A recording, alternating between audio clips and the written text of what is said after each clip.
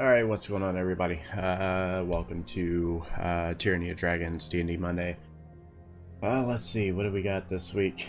Civil War Empire on Wednesday, 7:30. So that's going to be fun. And that got extremely loud. We're going to turn that down a little bit. Let's see what else we got. Next week, our D&D Sunday and Monday games will go on as scheduled. So 7:30 for both of those games. Our next Alliance game is March 3rd.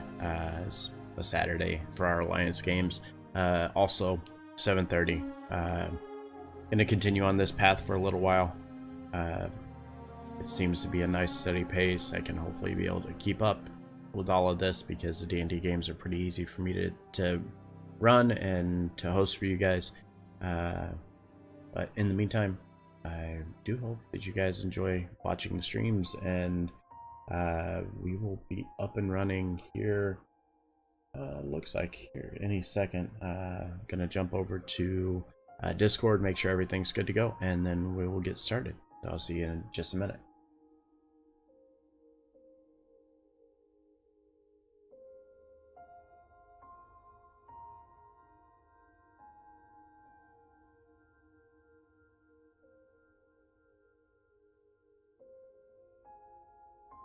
Who wants to do recap today?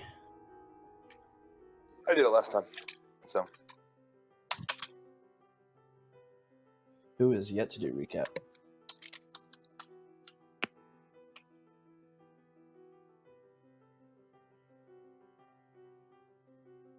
Well, I can't pick on anyone easily then. I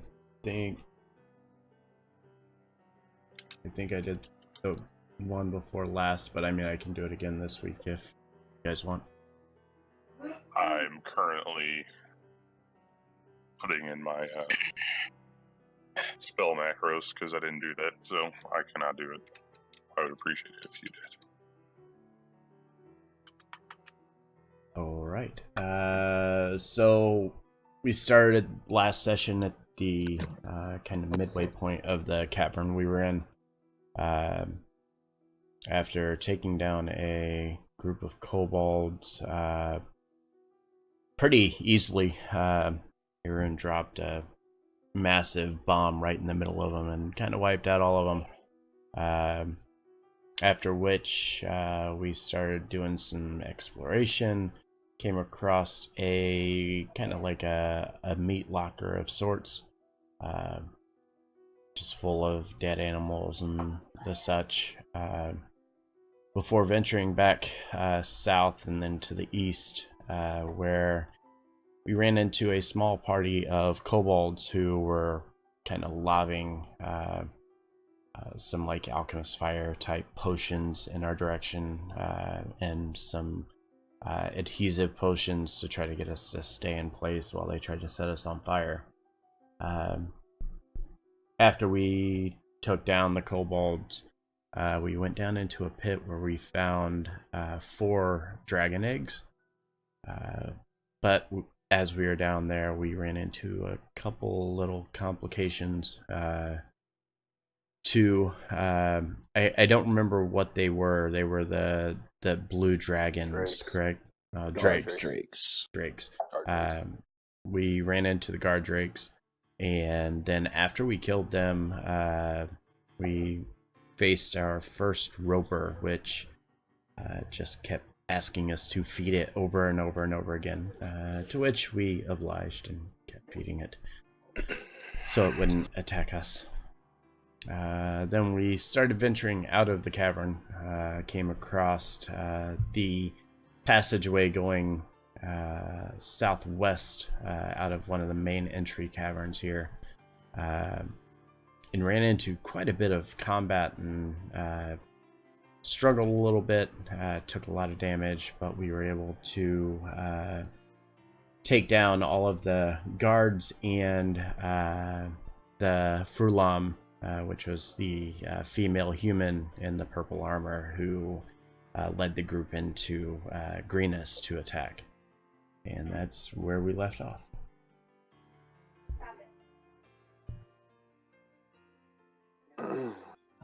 Get myself situated here.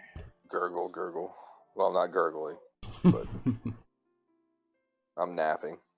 You are definitely napping. So, after venturing into this kind of last unexplored chamber, minus one more that you haven't been to that you kind of saw part of but didn't go into it yet, you've come into this room seeing Frulon Mondath, who you know from the Greenest attack, rather, and slayed her, much to her chagrin as she tried to run away. So you begin to kind of see the area around you for the first time after this battle. You see random tables and such spread across this room. It seems like this was a somewhat simple but a comfortable chamber that Frulon moved into after the camp was abandoned. Spread open on one of the tables is a simple map of the Greenfields area, showing the villages that the cult attacked and looted. An arrow is sketched in from the Greenfields toward the west and to the town of Baragost on the tradeway, where the arrow then turns north. A separate sheet of paper, as you look around, is covered with numerals and columns, contains the note: "Everything must be freighted north to Neritar. Resmir allowed us to keep some pearls, a ring, and a handful of small stones." So you kind of shuffle through the rest of the paperwork. You don't see anything really of much interest. You actually see a lot of the papers have some really bad poetry about dragons.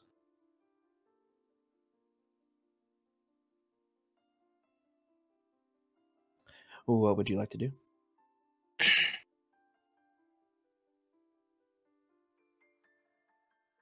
Well, according to the plans laid out here, it would seem that we finally have a clue as to where they're taking all of this. Something we should definitely take back with us and report to, oh god, what was his name? Leosin. Leos. Post that just for y'all's note taking.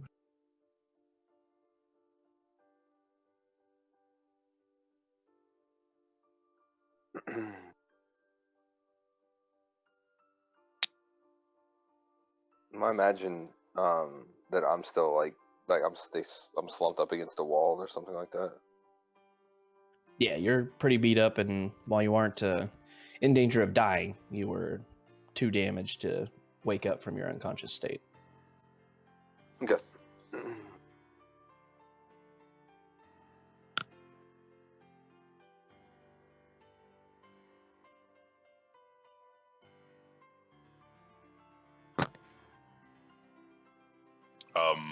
I don't have the ability to. He's not dying, right? Yeah. No, I'm breathing. Just shallow.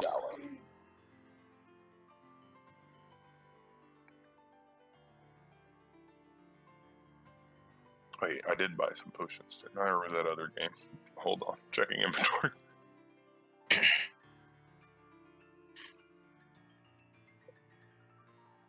Oh no, I wasn't able to find potions, I remember. It'd be prudent for us to search the area and take a bit of time to collect ourselves, give him a bit of rest before we decide to move on. Yeah, definitely.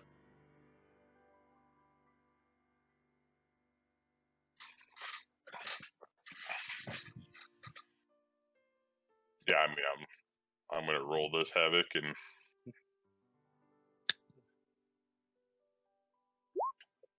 hey, do I feel anything? Nothing of import, just lots of earth rather around you. You feel another enclave that Arun has now moved into to your north, and you feel like there's another room off to your northwest from the path that you used to enter into the area where you found all the cultists and guards. Arun.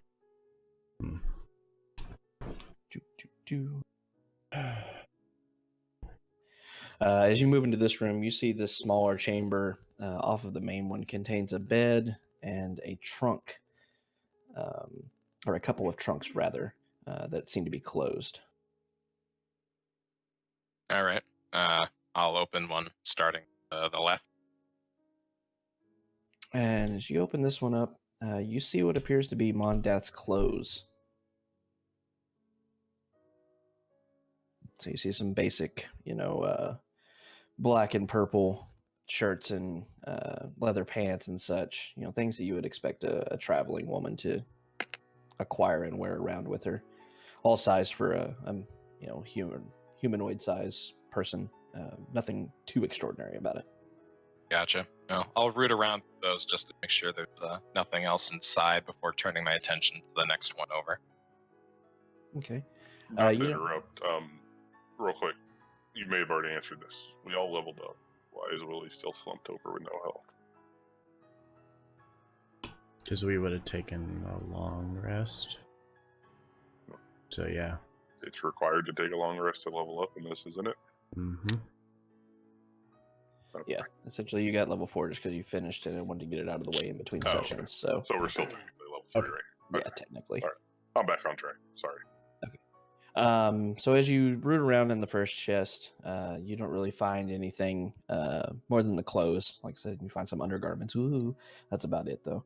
As you turn your attention to the second one, however, you open it and you actually see what appears to be Mondas's Cult of the Dragon regalia. So you see the purple robes that seem to have some extra flair on them that you couldn't see from the distance that you saw her in Greenest before, as well as when you saw her when you were escaping from the camp.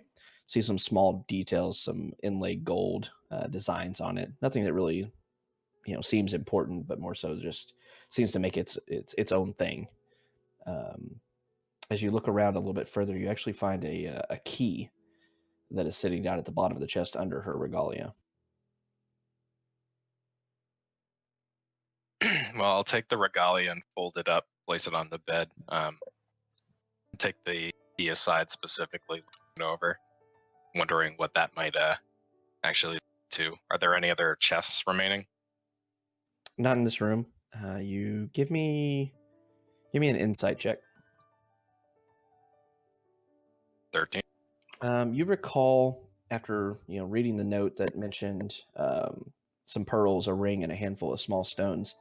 One of you actually found these items previously when you fought Langredosa in a chest that was in that room. If you recall, the chest was actually locked, but it was picked by your rogue. That's correct. Okay. All right. Well, in that case, I'll toss the key back inside the chest.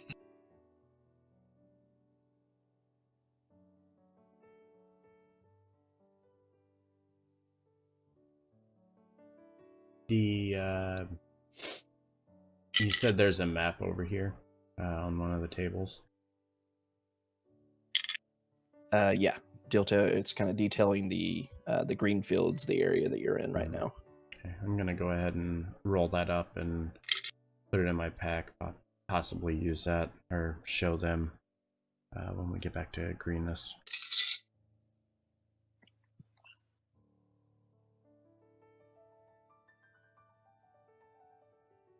All right. And I'm gonna take those more decorated vestments and I'll fold those up and put them in my pack.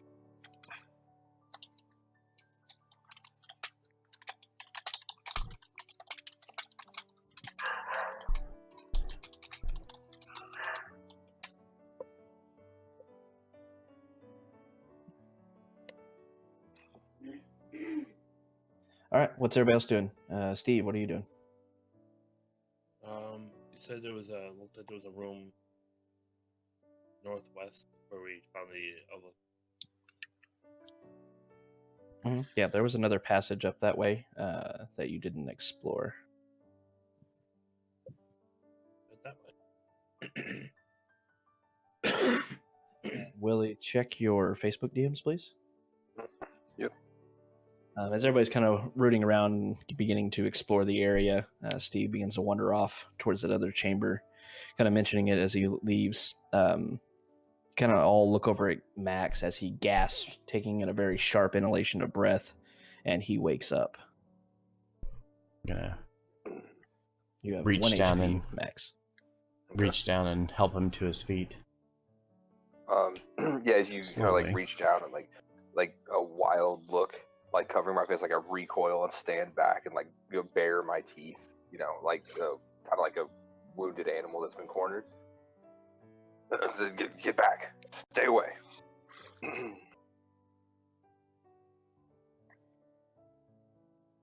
Can't see kind of, him. huh? Don't stand there. Oh, hole in the ground. Gets 1 yeah, HP, no, I just, loses 1 HP to the pit. right. Yeah, get off of me! Fall into the pit. I gotta turn the Yeah, D&D can we put volume like a up. carpet there so that we can memorize that? No, I Hold on, I think I could just. with like recognition, as I stand up, just kind of breathe and like look back down at my hands. Say, I'm sorry. I forgot who I was again. But I did learn something. My name is Maximilian, or was.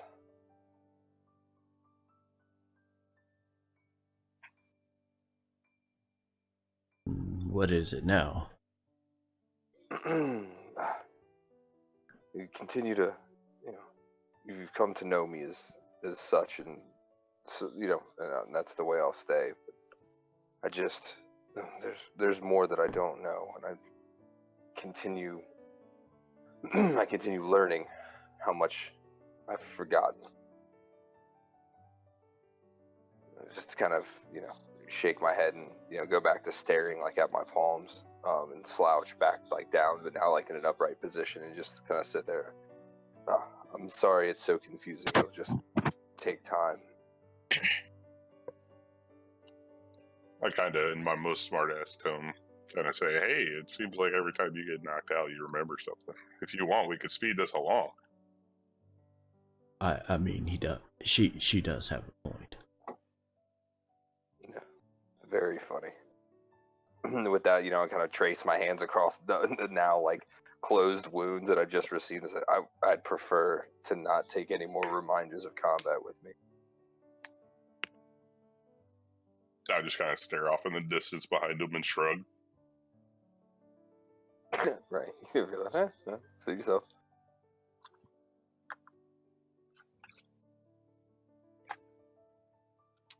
You all know that Max has wandered off out of the room. Me and Steve. Yes, Steve. Yeah. Just because we look the same doesn't make us the same person. Y'all look the same. I'm sorry. Is that racist? Yes. Yeah, so I'll poke my head out of the alcove, nod towards Max, and say, "Hey, I'm good. Glad to see that you're back among us. But we're not quite out of it yet, so I'm going to go check in on Steve. Take your time getting up. Follow us. Stone Skull, you don't mind bringing him along when he's good and ready, right?" No, I don't mind. I'll even carry him if I need to. Excellent. But that won't be necessary. And extend my hand up, like to help you pick me up off the ground. And reaches down and grabs his hand and pulls him to his feet. Yeah, a little unsteady, but kind of put myself, gain my balance. And let's get out of this place. I'm following Arun. I'm gonna keep like my hand. It's around your waist, but I mean you're you're taller, so I'm just gonna kind of lean on you. Yep. And I'm catching up with Steve. Wait, what are we doing with these guys? They're our prisoners. That's right. I forgot about those guys. Make sure. Can I make sure that this guy is ready to transit since I didn't have anything to do with his bindings? Yeah, you can check that in a second. Everyone else, as you move into this other room, you see the chamber is mostly empty. You see a few overturned boxes, some broken items, a few scattered copper pieces, some small gems that don't really see of any import or worth. You also see one cultist who is sleeping very soundly on the floor. You see one and then two and then three bottles of ale laying at his feet, and you see Steve standing over him, tying him up.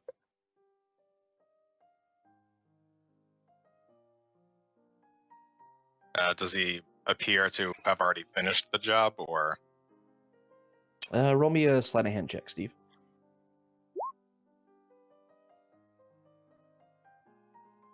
Yeah, he seems to be wrapping up, rather, literally his hands and feet, and seems to be done now. In which case, I'll wander over and say, a difficult mark, it looks like. I mean, he didn't put up a fight. They rarely do. Okay. You're doing combat behind the scenes. I like it. What were you checking, Stone Skull? The cultist here, I wanted to make sure he's ready for transit, so check the rope to make sure it's secured and everything else. Because I didn't bind him, I only I did the bindings with the manacles to the other one, though. Give me an investigation check as you check everything. Oh, this is gonna go great. Looks pretty good. Looks like Looks good he's to me. sealed up pretty good and ready to go. Okay. How many? We're taking 3 prisoners. So the other party's up ahead, or the rest of the party is up ahead and to the left here. Is that what I'm to understand? I thought they went down this way. No, we went down the passage we didn't. Oh, Okay. okay. Yeah, if you're talking about the rest of your crew here, yeah, you can Yeah. kind of hear their voices echoing down the hallway up to the left. So I'm gonna look at Max and say, "Are we really gonna take 3 prisoners?" I believe we must. The people of Greenness deserve justice.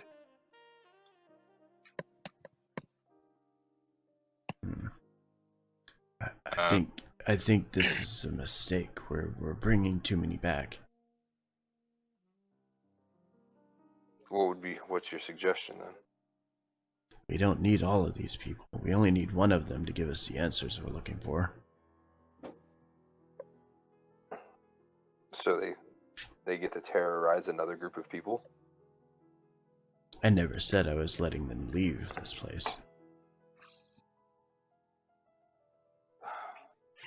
No, I kind of shrug my head, like shake my head. You're asking me to condone murder.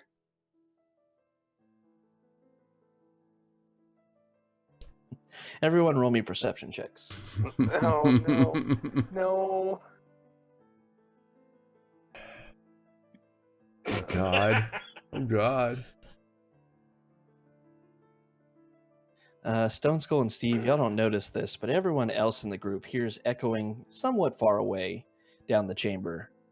More food. All right, time to go. What? With that, everybody kind of I perk up and listen to. While I can't condone murder, we can at least give them a shot.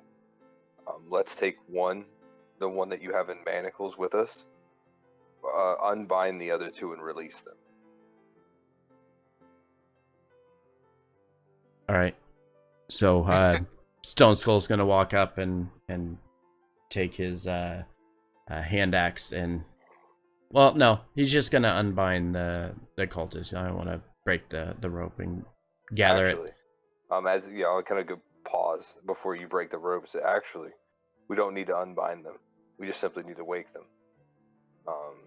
What kind of weapons did they have again? They all had scimitars. I pick up a scimitar and kind of toss it like unceremoniously to the middle of the floor, like right here in the middle of the room, and then move over and like with kind of look at Stone Skull in the eyes with a smirk, like cock back and kick the shit out of him right in the head. All you can really see of this man is his upper torso and head because he's in the ground. Yeah. Courtesy of Terra.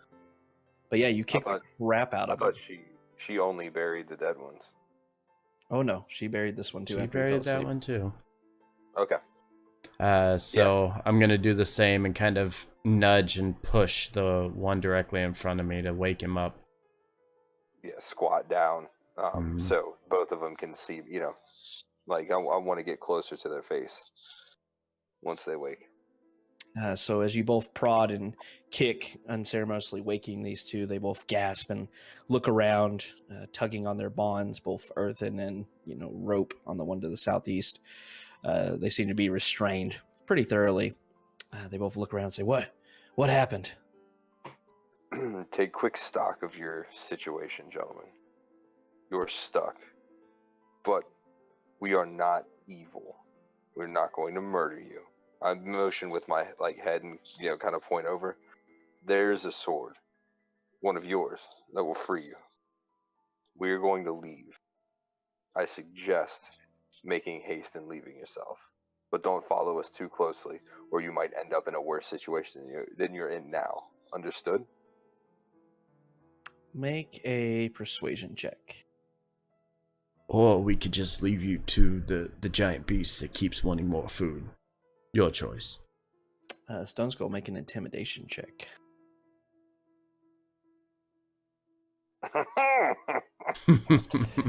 Yep. All right, so as Max is leaning over his, he looks up at Max and looks down at the sword, kind of gulps loudly and looks at him and says, "Okay, all right, well, we'll leave. We won't ever bother you again." The one down by Stone Skull, visibly shaken, tries to scoot away from Stone Skull, says, whatever you say. Oh, we don't want to die."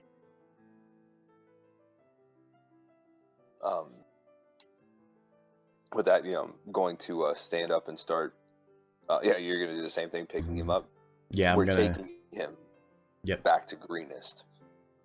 I'm just gonna Yeah, take this one. Instead of waking him, I'm just gonna lift him up and prop him up on my shoulder and carry him along. Fireman's carry. Mm-hmm.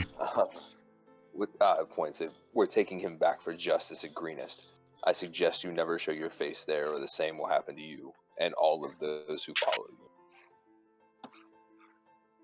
With that, they both kind of bow their heads and nod vigorously. Say, of course, of course, of course. Yeah, I'm gonna start making my way back. Kind of nod towards Stone Skull, like this way, and start making my way back towards the tunnel.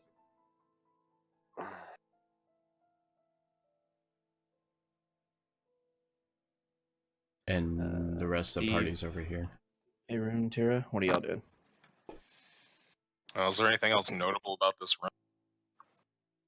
room? Give me another insight check. As you're kind of looking around, it seemed like due to all the disturbances on the ground and through the dust and such, you see like there was a lot more stuff here previously, but it seems like everything was taken out of this room before you ventured into it. An empty hoard chamber, perhaps? Maybe. Okay, well, seeing nothing left, I guess I'll nod over to Steve. Do you need any assistance with him? No, I think I have him pretty much handled. No. And I suggest we take him and be on our way. All right.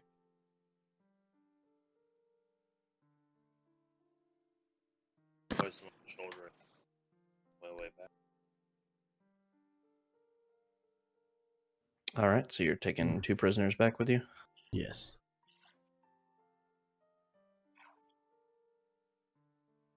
Shit. As you're all entering into the larger chamber, you once again hear, echoing a little bit closer now, more food. If Imagine shivering. Like, we should leave. We haven't heard bats erupt into chaos yet, right? Not yet. All right. That means we're decently safe. should we tell him that there's some food in here? I think he'll find it on his own.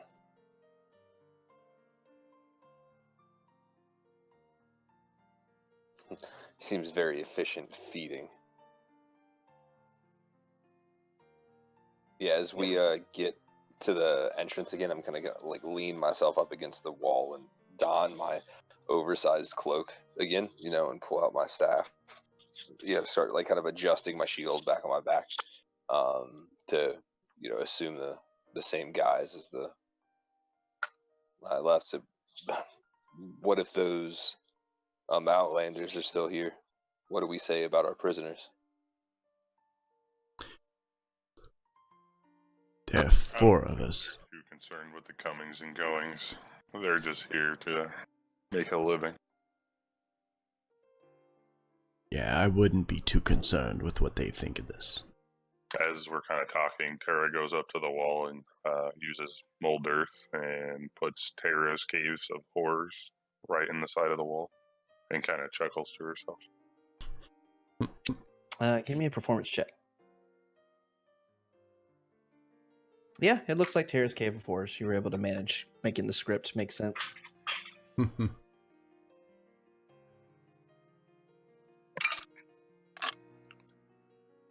Alrighty. What's the plan after you leave the cave? Back to to Greenest, To Greenest, right? Greenest. Yeah. Alrighty.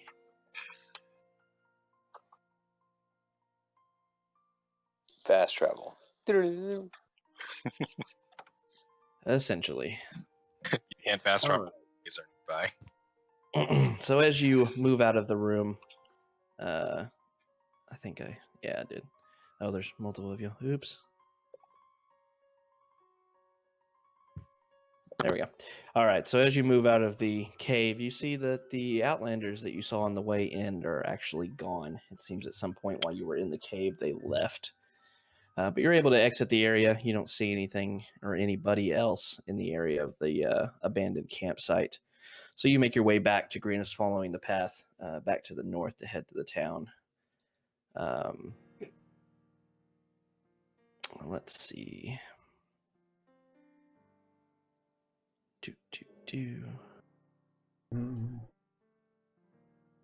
So as you make your way back in, I'm imagining you probably go back to the keep to go see Governor Nighthill, right? Mm-hmm. Okay. So with your prisoners in tow, you make your way back, and you're able to find him just bustling around in the middle of the keep. Seems like a little bit of progress has been done on the few days that you've been absent from Greenest. Some of the houses have been boarded up to where their windows and such were smashed out, and it looks like construction of some makeshift walls are going around the village now under one of you, I think, Arun's guidance. Seems like they're following the advice and fortifying the town for further attacks.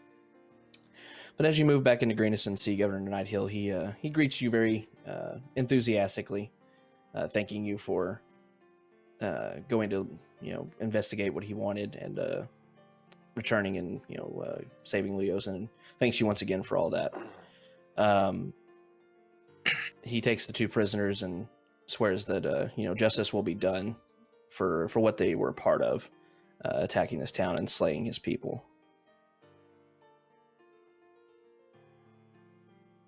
Very good.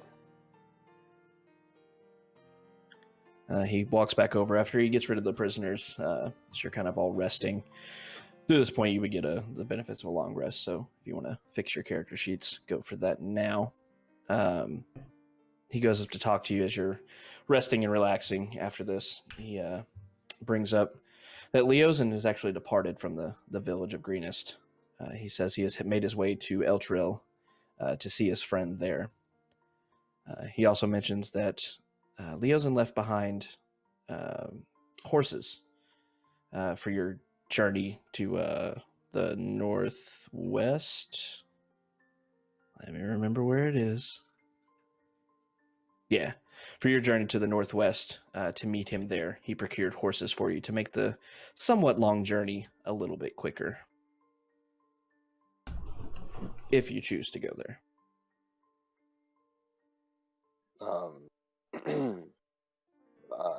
Asking Governor, is the town of Baragost on the way?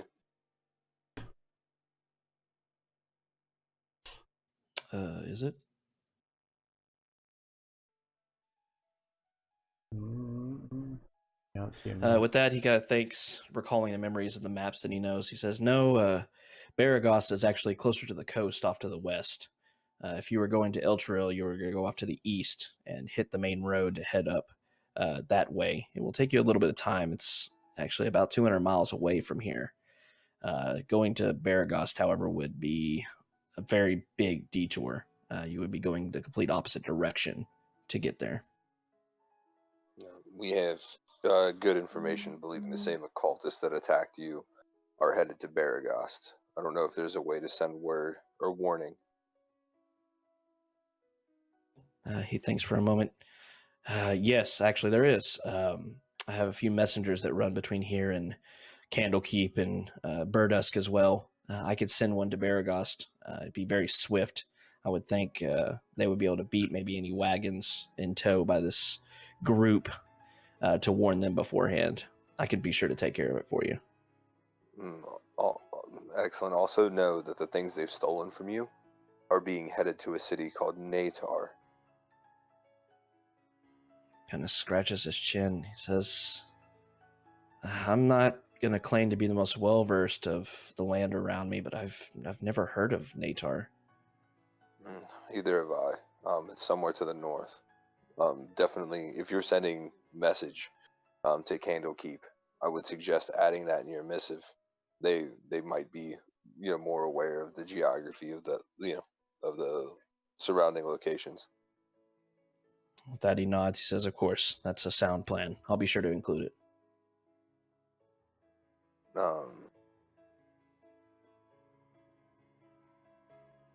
Kind of look to the rest of the group. What say you? Do we follow Leosin and try and assist or gain the assisted aid of Ontarfum?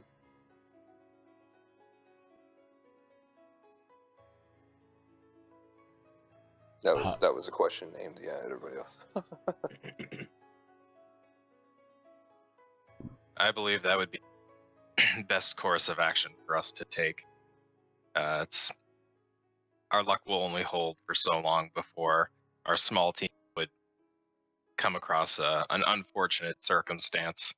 We were to continue taking on this group in the manner that we have been. With this word of plan of theirs, we should do our best to come up with our own strategy and craft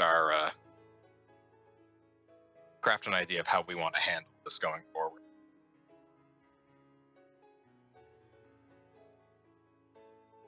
Stone Skull looks over at Max and says, I'll follow you wherever you need me to go. Kind of clasp you on the back. It's good to have you and your sword with us. Speaking of, Governor, have you ever heard the story of how he got his sword? Oh God. The governor kind of shakes his head. No. A mighty warrior like you, it must be something very important, very entertaining. I'd like to hear it sometime. Perhaps sometime. I don't think we have the time yet. But hopefully our paths will cross once again. Assuming you have no longer any need of us here at Greenest. And as you say that, he kind of opens a wide grin. He says, you've done more than enough for this town. I can't thank you enough. I wish I could give you more. Just under our current circumstances, not really prepared for it, unfortunately. But no, there is nothing I need. Like I said, you've done just more than enough for us. I couldn't ask anything else of you.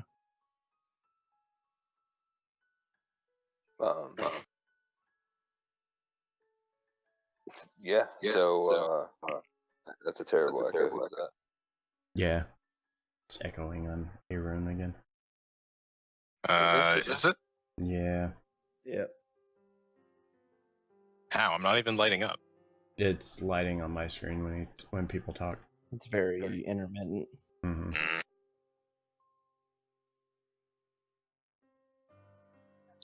I'm kind of turning.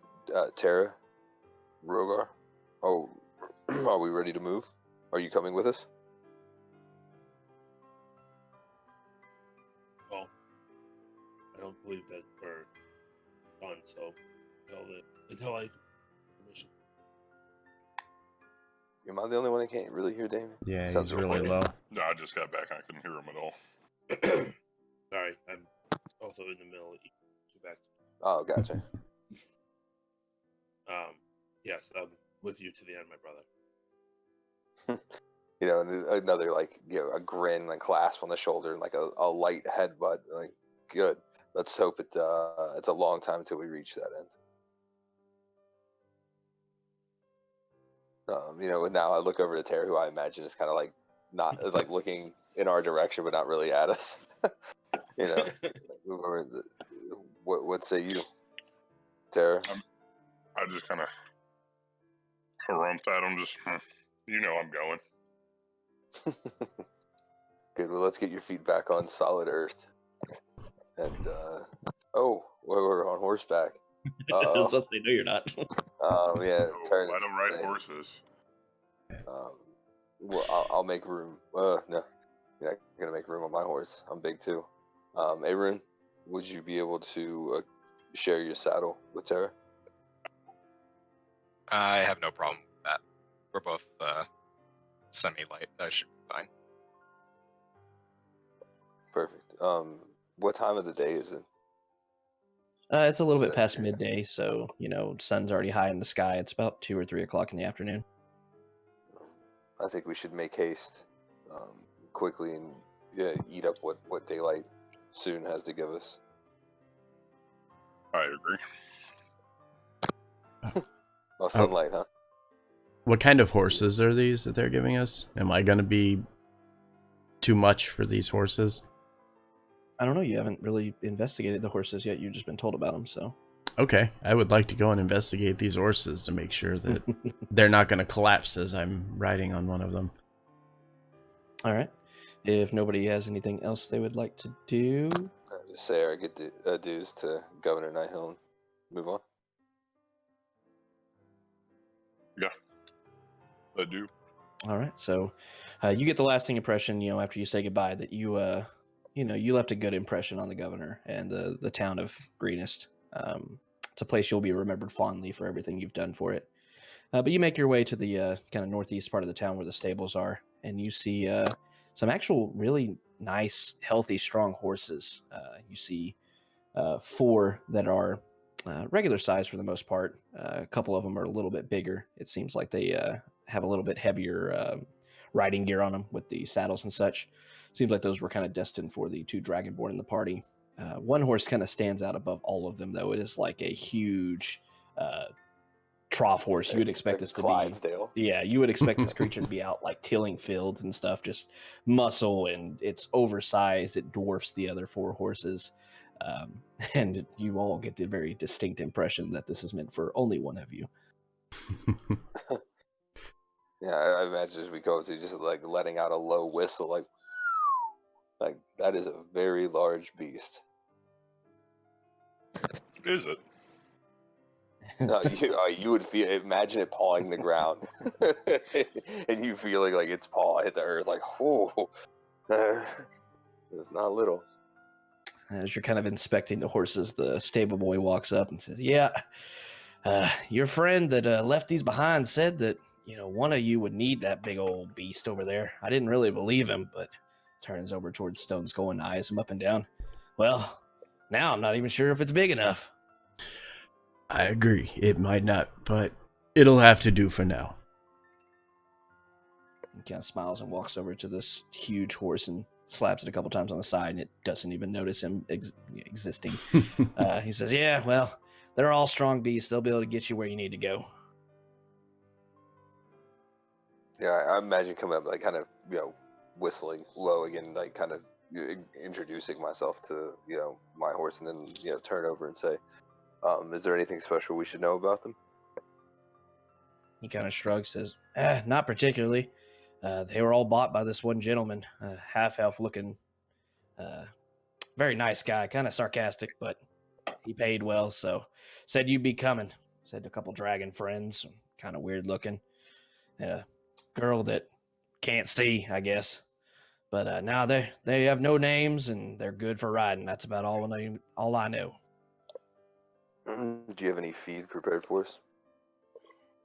Daddy kind of motions to you see all these horses are already completely saddled up. They have saddlebags on them. Everything is prepared for you. He points to a couple of the saddlebags. He's like, "There's enough for at least a couple weeks in there, as long as you don't overfeed them." with that, I'll kind of test the saddle and like vault myself up onto the top of the horse.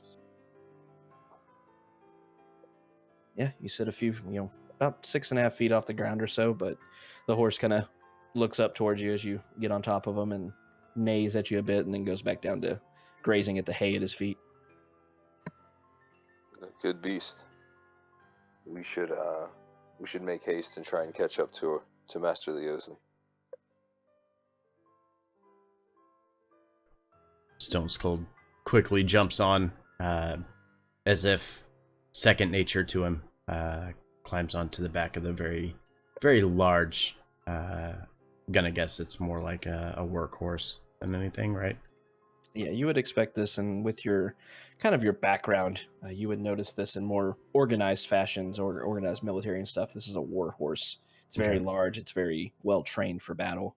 As your enormous bulk kind of jumps onto it, it almost stumbles over to the side a bit, but then looks at you almost quizzically, and then resumes grazing again. It's almost like, the fuck you doing? Whoa! I think me and this beast are gonna get along famously. And with that, the stable boy walks around and says, "Yep, y'all be good to go. You should be able to head off wherever you need to. Everything's prepared for you." With that, he kind of walks away. I kind of rock back and forth in the saddle and get comfortable and say, are we ready to move toward what is it, Edel? I'm gonna El Turel. take Tara by the hand and help her up onto the horse. I'm going to very reluctantly get on this horse. Yeah, and then I'll climb on afterwards in a position to kind of help stabilize and give her a good grasp of reins.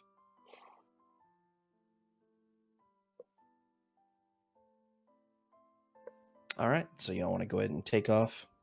Yes. Yeah. Steve, Alright. you should probably, tether the other horse to yours, extra horse. That's a good idea. I'll tie the extra horse.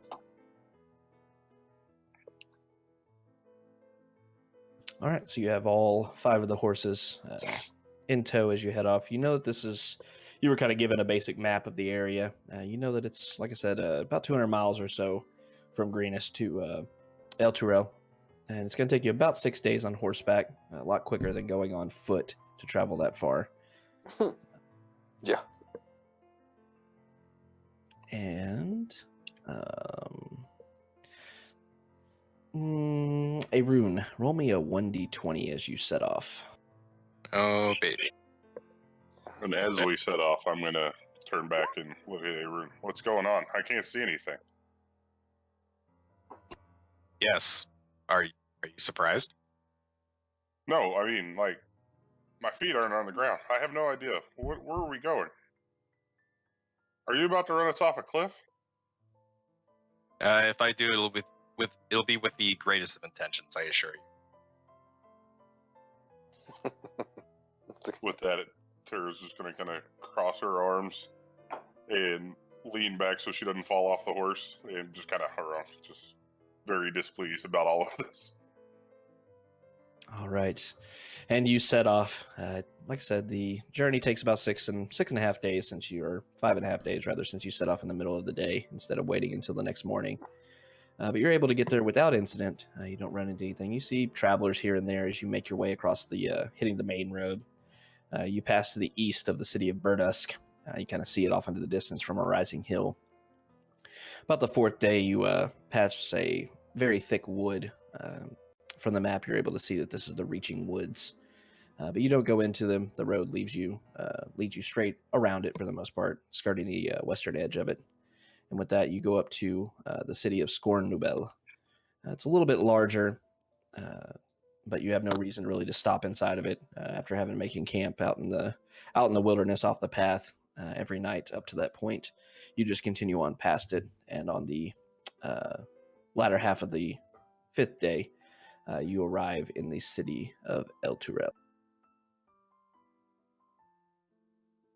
Pardon the very crappily looking map. This is what the internet gave me. No worries. The interwebs. All right, so you know this is much larger. This is actual city. It's not Greenest size. It is a large, orderly city. You know the river that runs on the south side of it is the river Kyanthar, rather. This area seems to be filled with lots of merchants and river traders.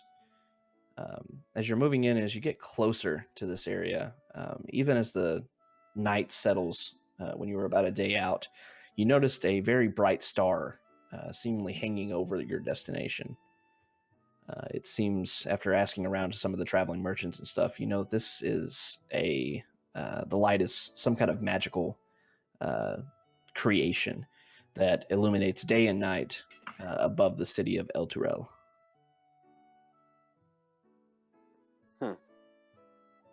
What a fascinating curiosity.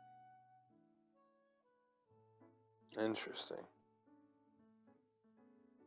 Wonder who put that there. Somebody much more powerful than you. Yeah.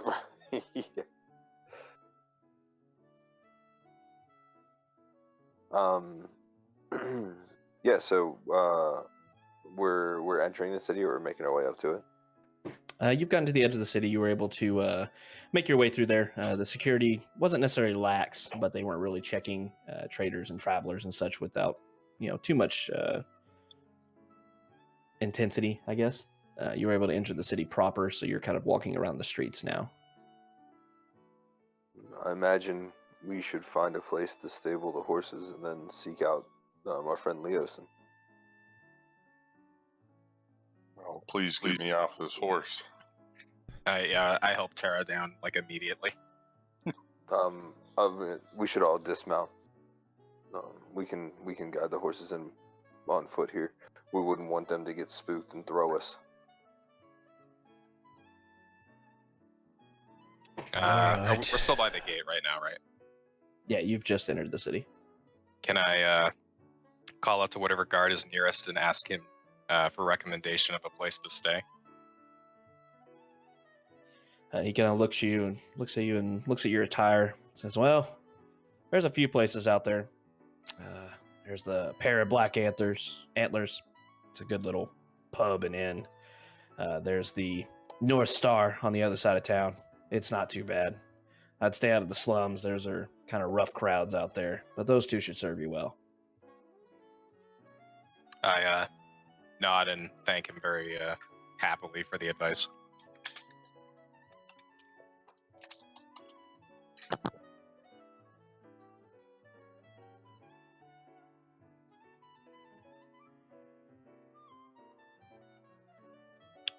Well, does anyone have a preference based on the name alone?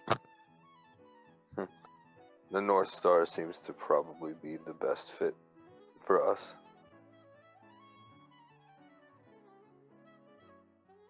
As long as they have good ale, I don't care what we say. Okay.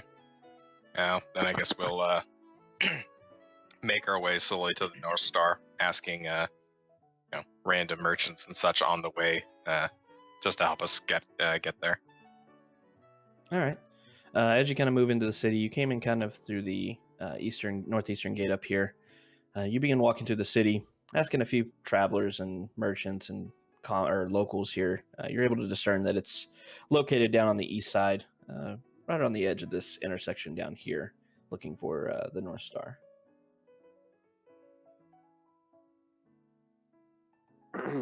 Awesome. Yeah. So when I make our way there, is there a tie-up spot for the horses?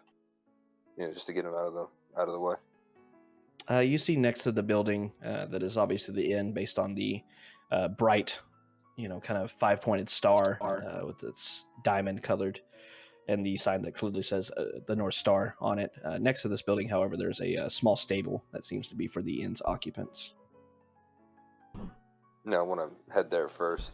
To kind of tie the horse up to a post outside and walk into the the building is. And hello, is anyone home, or is anyone in?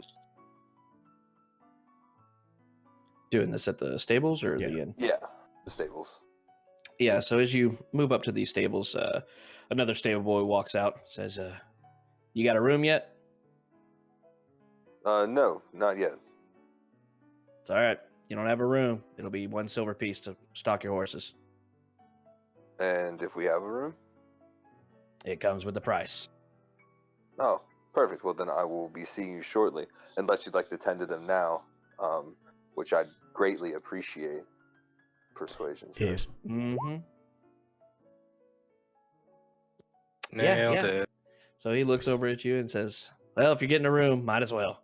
He walks over and begins leading all of your horses into the stable. Perfect. Thank you, good sir. And then, start making my way back out with, with kind of a wry smile to the rest of the group. Let's go secure ourselves some lodging. I kind of stretch and start following them in. I could use a nap. Feels like we were traveling forever. There'll be time to rest this evening. There's still work to be done. I thought you liked sleeping on dirt. Oh, who said I wasn't going to be sleeping on dirt? Have you been to an inn before? Have you ever been to an inn with a blind earthen bender? No, this is the first time for anything. And with that, I'm actually going to look back to the stable boys and say, do you have any open stalls in there in case I don't explain myself further? He kind of raises an eyebrow at you and then ignores the question, shaking his head, muttering something about crazy travelers. Well, he's not wrong. Don't worry, I doubt with the events unfolding as they are that we'll be here. Or rather, we'll be leaving here sooner than I think we're all ready to. Yes, terrible civilization and all that. Agreed. It'd be a shame if we had to stick around and enjoy ourselves. Oh no.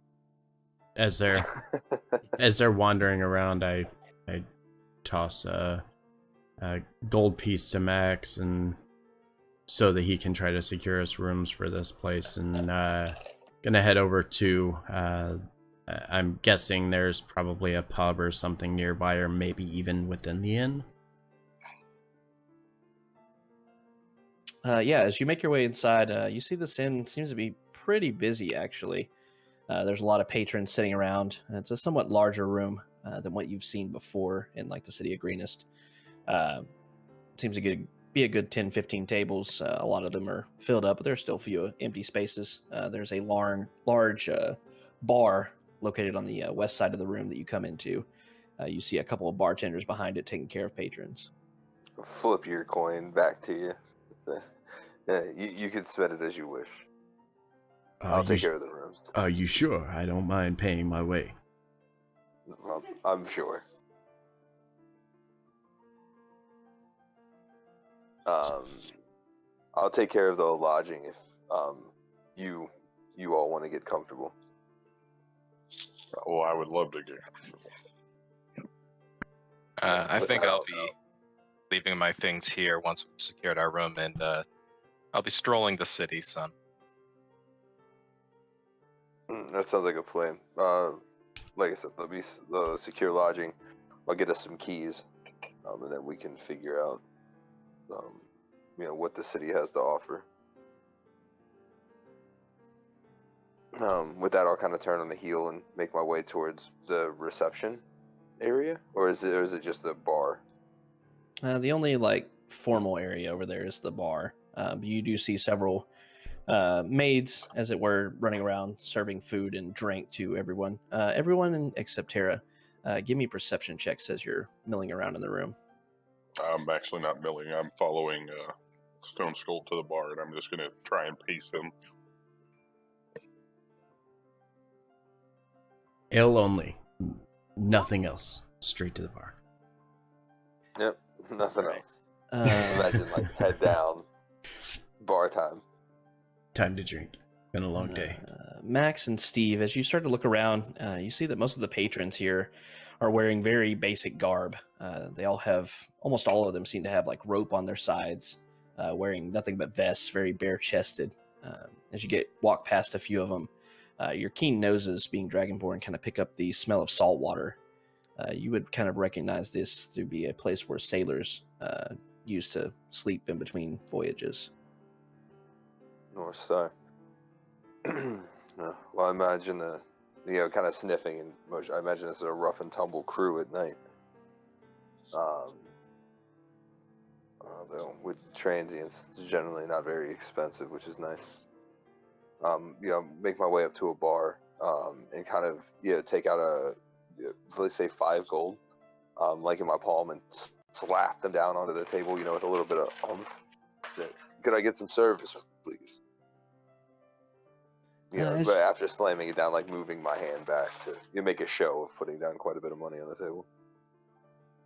And with that, one of the kind of older, heavy-set female moves around. She appears to be cleaning an ale mug. Walks over and says, "Yeah, what can I get you?" I need finer lodgings, for not only myself but my companions. Motion over to the others. What are your going rates? As you say, finer lodgings, she begins to kind of chuckle. She says, "You're not from around here, are you? The North Star isn't known for its finer lodgings. It's known for good food and good beer." Cool. And with See? that, a smile. I was like, we'll be needing those too. I told you this was the right place. I kind of look towards Stone Skull's direction. Yeah, sounds like the right place. With that, I kind of chug a beer next to him. And then I will have your cleanest lodgings, the highest off of the ground that you have. With that, she kind of reaches out and grabs 3 of the gold pieces and slides them towards her and palms them very quickly. Says, I'll get you, 3, 4? You want rooms each? What do you want?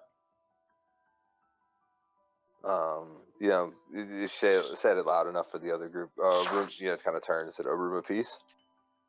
I kind of lean back in my chair and scream, "Ladies need their own rooms." Kind of look back. It'll be 5 then. And slide like 1 more gold piece, forward. And with that, she reaches forward and now takes the remaining 3 that were sitting on there and says, "That'll get you all your rooms and breakfast for 2 days."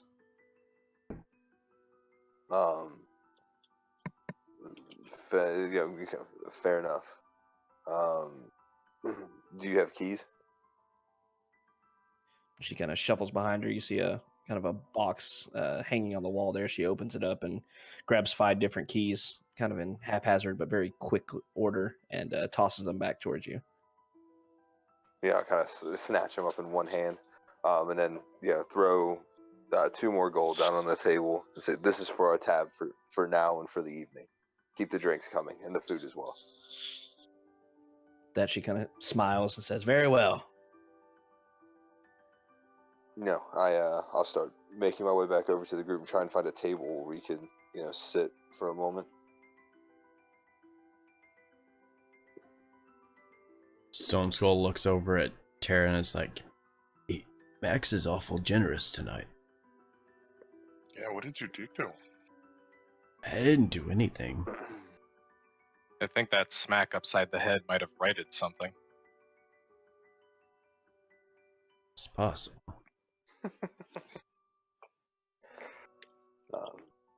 It's just nice to, kind of come down and sit. It's nice to not have impending doom weighing over your head. See, why did you have to say impending doom? Do we not have enough of that in our lives already? You gotta put that on us. We don't have it here. I don't sense any danger here right now. Let's let ourselves relax and enjoy enjoy the brevity, as I'm sure we'll be back to it before too long, especially after we track Leos and Olmthar down.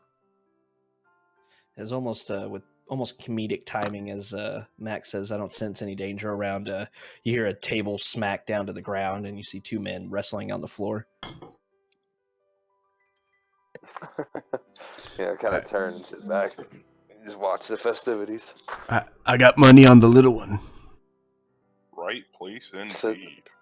Since when did you ever put money on the little one?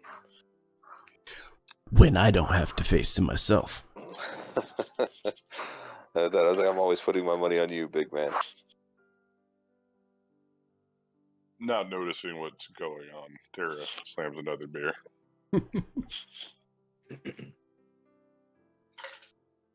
After drinking the ale, instead I'm going to motion over to one of the maids, one of the wenches,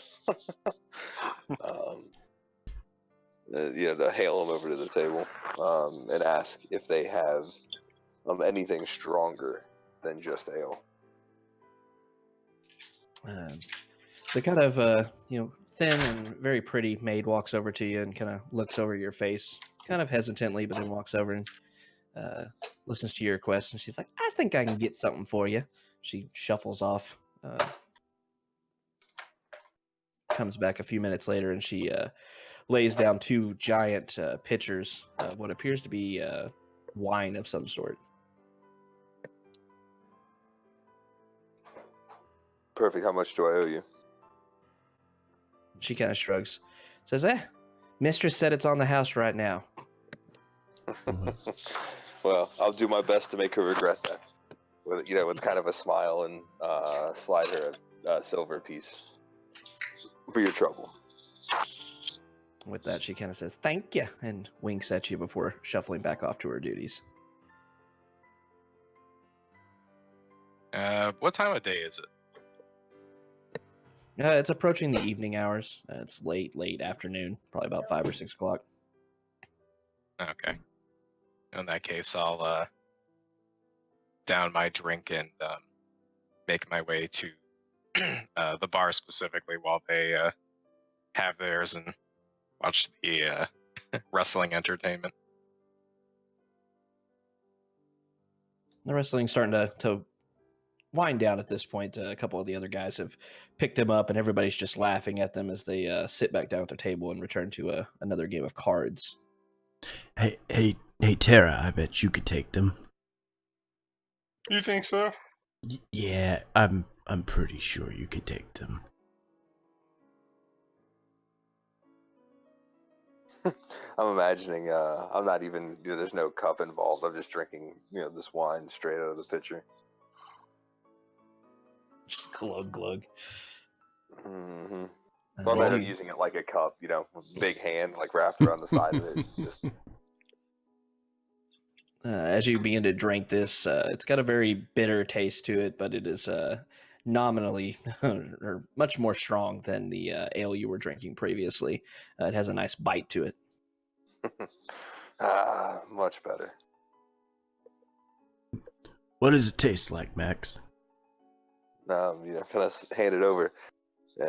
With fire coursing through my blood, it's nice to have something that warms my belly too. Takes a drink of it and immediately is like looking around for a barmaid or somebody. Can we get like 5 more of these things over here, please? With that, the gentleman behind the bar kind of perks up and says, "Yeah, right, we'll have it right over to you." I'm gonna kind of hold my hands out towards Stone Skull, try to take the wine. I just stick it straight out in front of you, like, give me. Yeah. Ooh. Mine. Like a 5-year-old. Mine. Yeah, exactly. I want you. A few minutes later, 5 more pitchers of this wine are jumped onto the table next to you all, giving you more than adequate enough drink for a good few hours. No, as we sit around drinking, I holler back to the bartender. Bartender, are you familiar with the name Ontar Foom, the Paladin of Torm? The bartender kind of picks up and says, Froome? Oh yeah, he runs. He helps run the pair of black antlers. It's kind of a weird one, but You chose poorly. So it's kind of an eccentric one, that one, but a good man, I would say. I imagine the chuckle was legitimate, like around the table, like Well, we may not have picked the right one for him, but we at least got the right one for the drinks. at least for I the think drinks. we all agree that's the most important thing. Yeah, I'll take my pitcher in hand and walk back up to the bar with the keys and set them back down. So I don't believe we'll be needing the services for overnight. We're actually in town to meet with Master Froome. Whoa. I'm not planning on leaving this place sober. No. Hey, I mean, we're not taking the drinks away. We continue drinking. I'm just getting we're turning the keys in. We're not staying here. With that, the mistress that you originally talked to kind of raises an eyebrow. Says, "You sure? I'm not giving you all your money back." I said, well, madam, I would hate for you to get the reputation of a business that steals from its customers. Oh shit, wrong one. And Stone Skull's going to walk up and say, No, friend, it's fine. It's okay. Just we chose poorly. That is our fault. It's not this lady's fault. It's fine. I'm sorry. It must just be the drink. With that, she kind of nods and says, "Yeah, it must be the drink." And she takes the keys and puts them back onto the box rack. So she's keeping all that money? How much was it? Was it 5 gold? Gave it to her all willy nilly. Didn't give a shit. Hell yeah, she's keeping the money. Was it 5 gold? Yeah, it was 5 gold. Gonna reach into my coin pouch and hand Max the 5 gold and say, "It's really okay. We'll be fine." Right, I just start muttering something to myself under my breath about principle, and then head back to the table. Nodding and heading back to the table.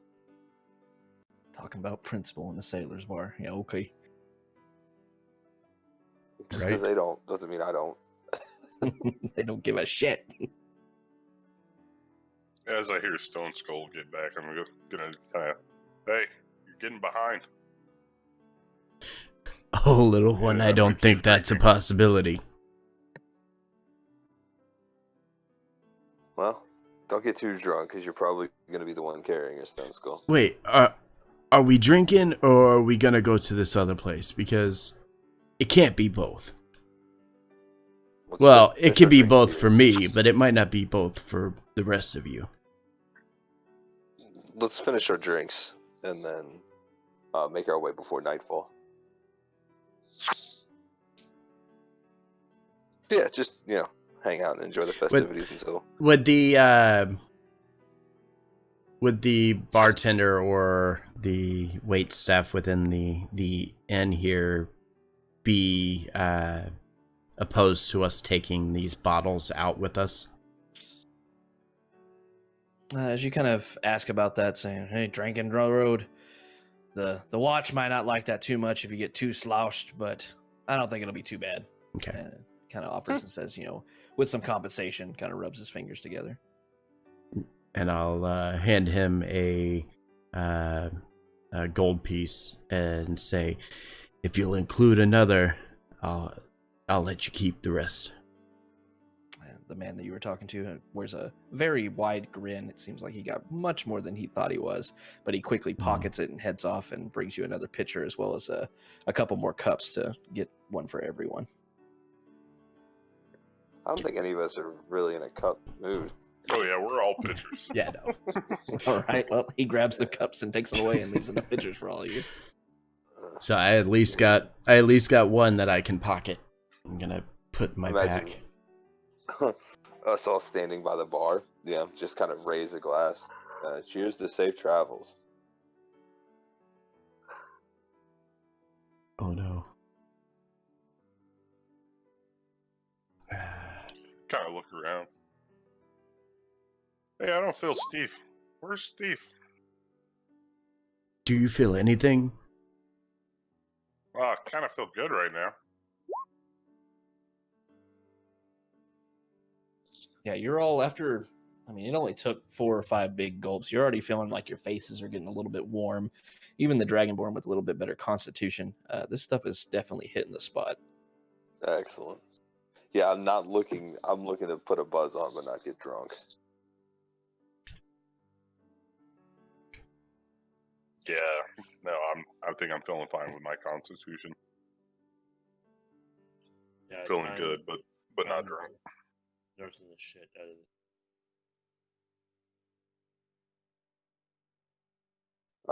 it. Yeah. So we're all going to take our pictures and head. Could you point us to the direction of the what's the black stag with antlers? A pair of antlers. Pair of black antlers. Talk to one of the innkeepers. They kind of notice. Yeah, it's the pair of black antlers. It's over on the west side of town, pretty much the opposite side of town of where we are now. Let's go gather our horses and make our way. Yeah, I'm gonna go and go out to the stables and collect our horses from the stable boy. Just say, turns out we won't be staying here. So it was a silver you mentioned for your time. Again, pop one over to him. So thank you again for your services and taking care of our beasts.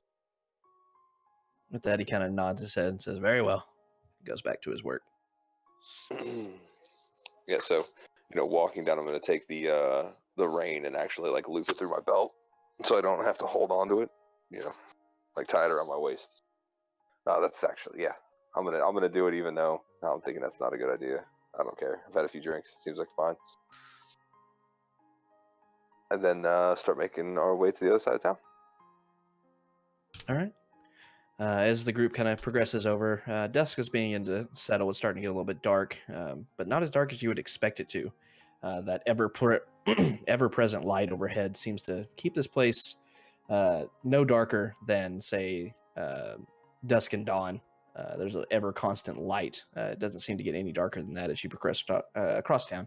It takes you about an hour or so to walk all the way across, navigate through.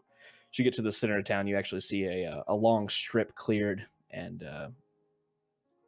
Tara especially notices the ground just reverts back to dirt, whereas everything else seemed kind of paved. Seems like a long garden has been placed here for walks and things of that nature. As you make your way across town, though, you're able to move almost to the direct spot after asking a few more people for further direction, seeing as you're feeling pretty good about yourselves right now, kind of having a good time walking across town. You come across a somewhat large inn building with a sign hanging above it with a set of antlers on it, and inscribed on the door or on the sign itself says "A pair of black antlers." Is there another stable floating around? Yeah, much of the same. Okay. I'm gonna go and make the same request. This time a little bit more lighthearted because I've got a buzz. Like, we're gonna procure room here at the inn. We'd like to make sure our horses are taken care of as well. Would you mind getting started on that?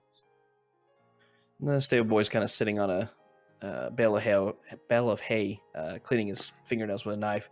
He says, "Sure," and then holds his hand out, palm up. I'm gonna take another silver piece out of my pouch and hand it to him. Make sure they get taken care of well, please. He kind of looks down at the silver piece and pockets it. Says, "Sure, sure." Sheathes his knife and begins taking the horses into the stable.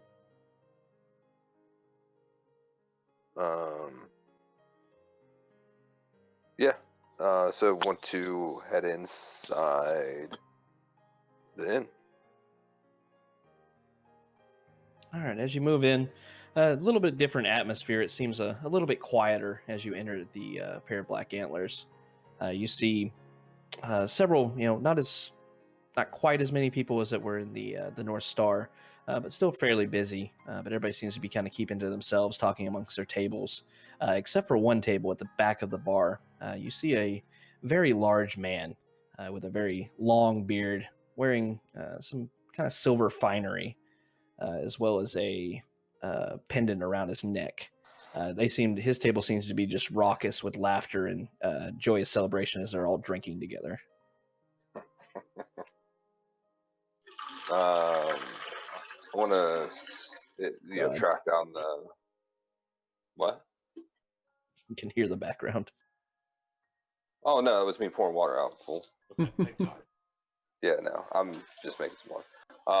No, I want to try and track down the bartender first. All right, much of the same as the North Star. You see a somewhat smaller bar with only one barkeep behind it, cleaning a mug. Move up and say, Ondar Froome? Froome, with an R. I keep dropping that R for whatever reason. With that, the somewhat skinny bartender standing behind there kind of raises an eyebrow. He says, Master Froome? No, the one you're looking for is back there. And he points back to the very loud table in this somewhat quieter establishment. Kind of nod to him and make my way over to the table. And as I go, I imagine myself the pitcher in one hand and kind of extend, my arms out to either side. To Master Ondar Froome. As you do so, the man, as you get closer, you see, has a very long red beard, mostly bald otherwise, and has a bit of a scar across his left eye.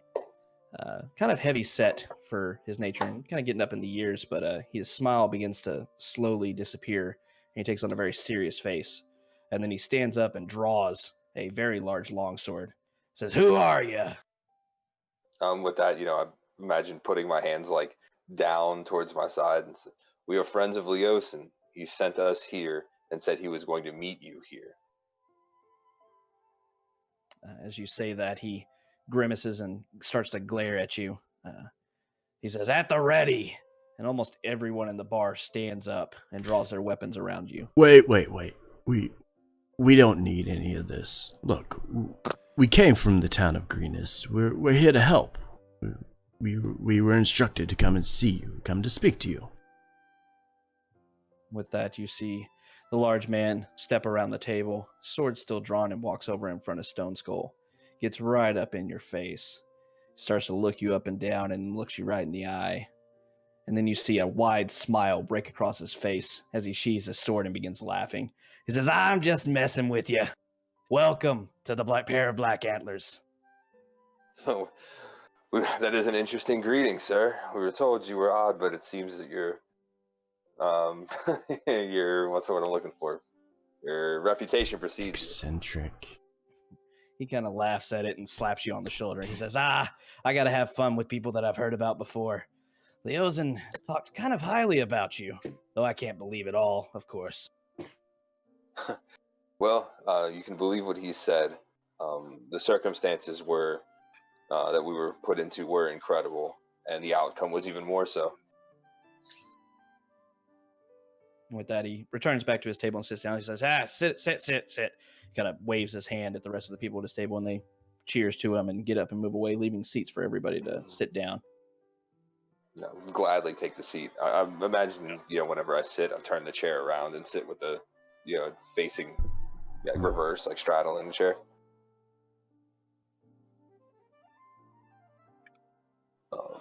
Sit down is oh, sorry, yeah. Yeah, Stone Skull's gonna go to the bar, grab a drink to bring over for him and the gentleman we are meeting, and then plop it down in front of him as he takes a seat. Everybody else? I am going to actually take a seat and kind of like little kid drink from my pitcher, like two hands just straight to my mouth. Like a sippy cup.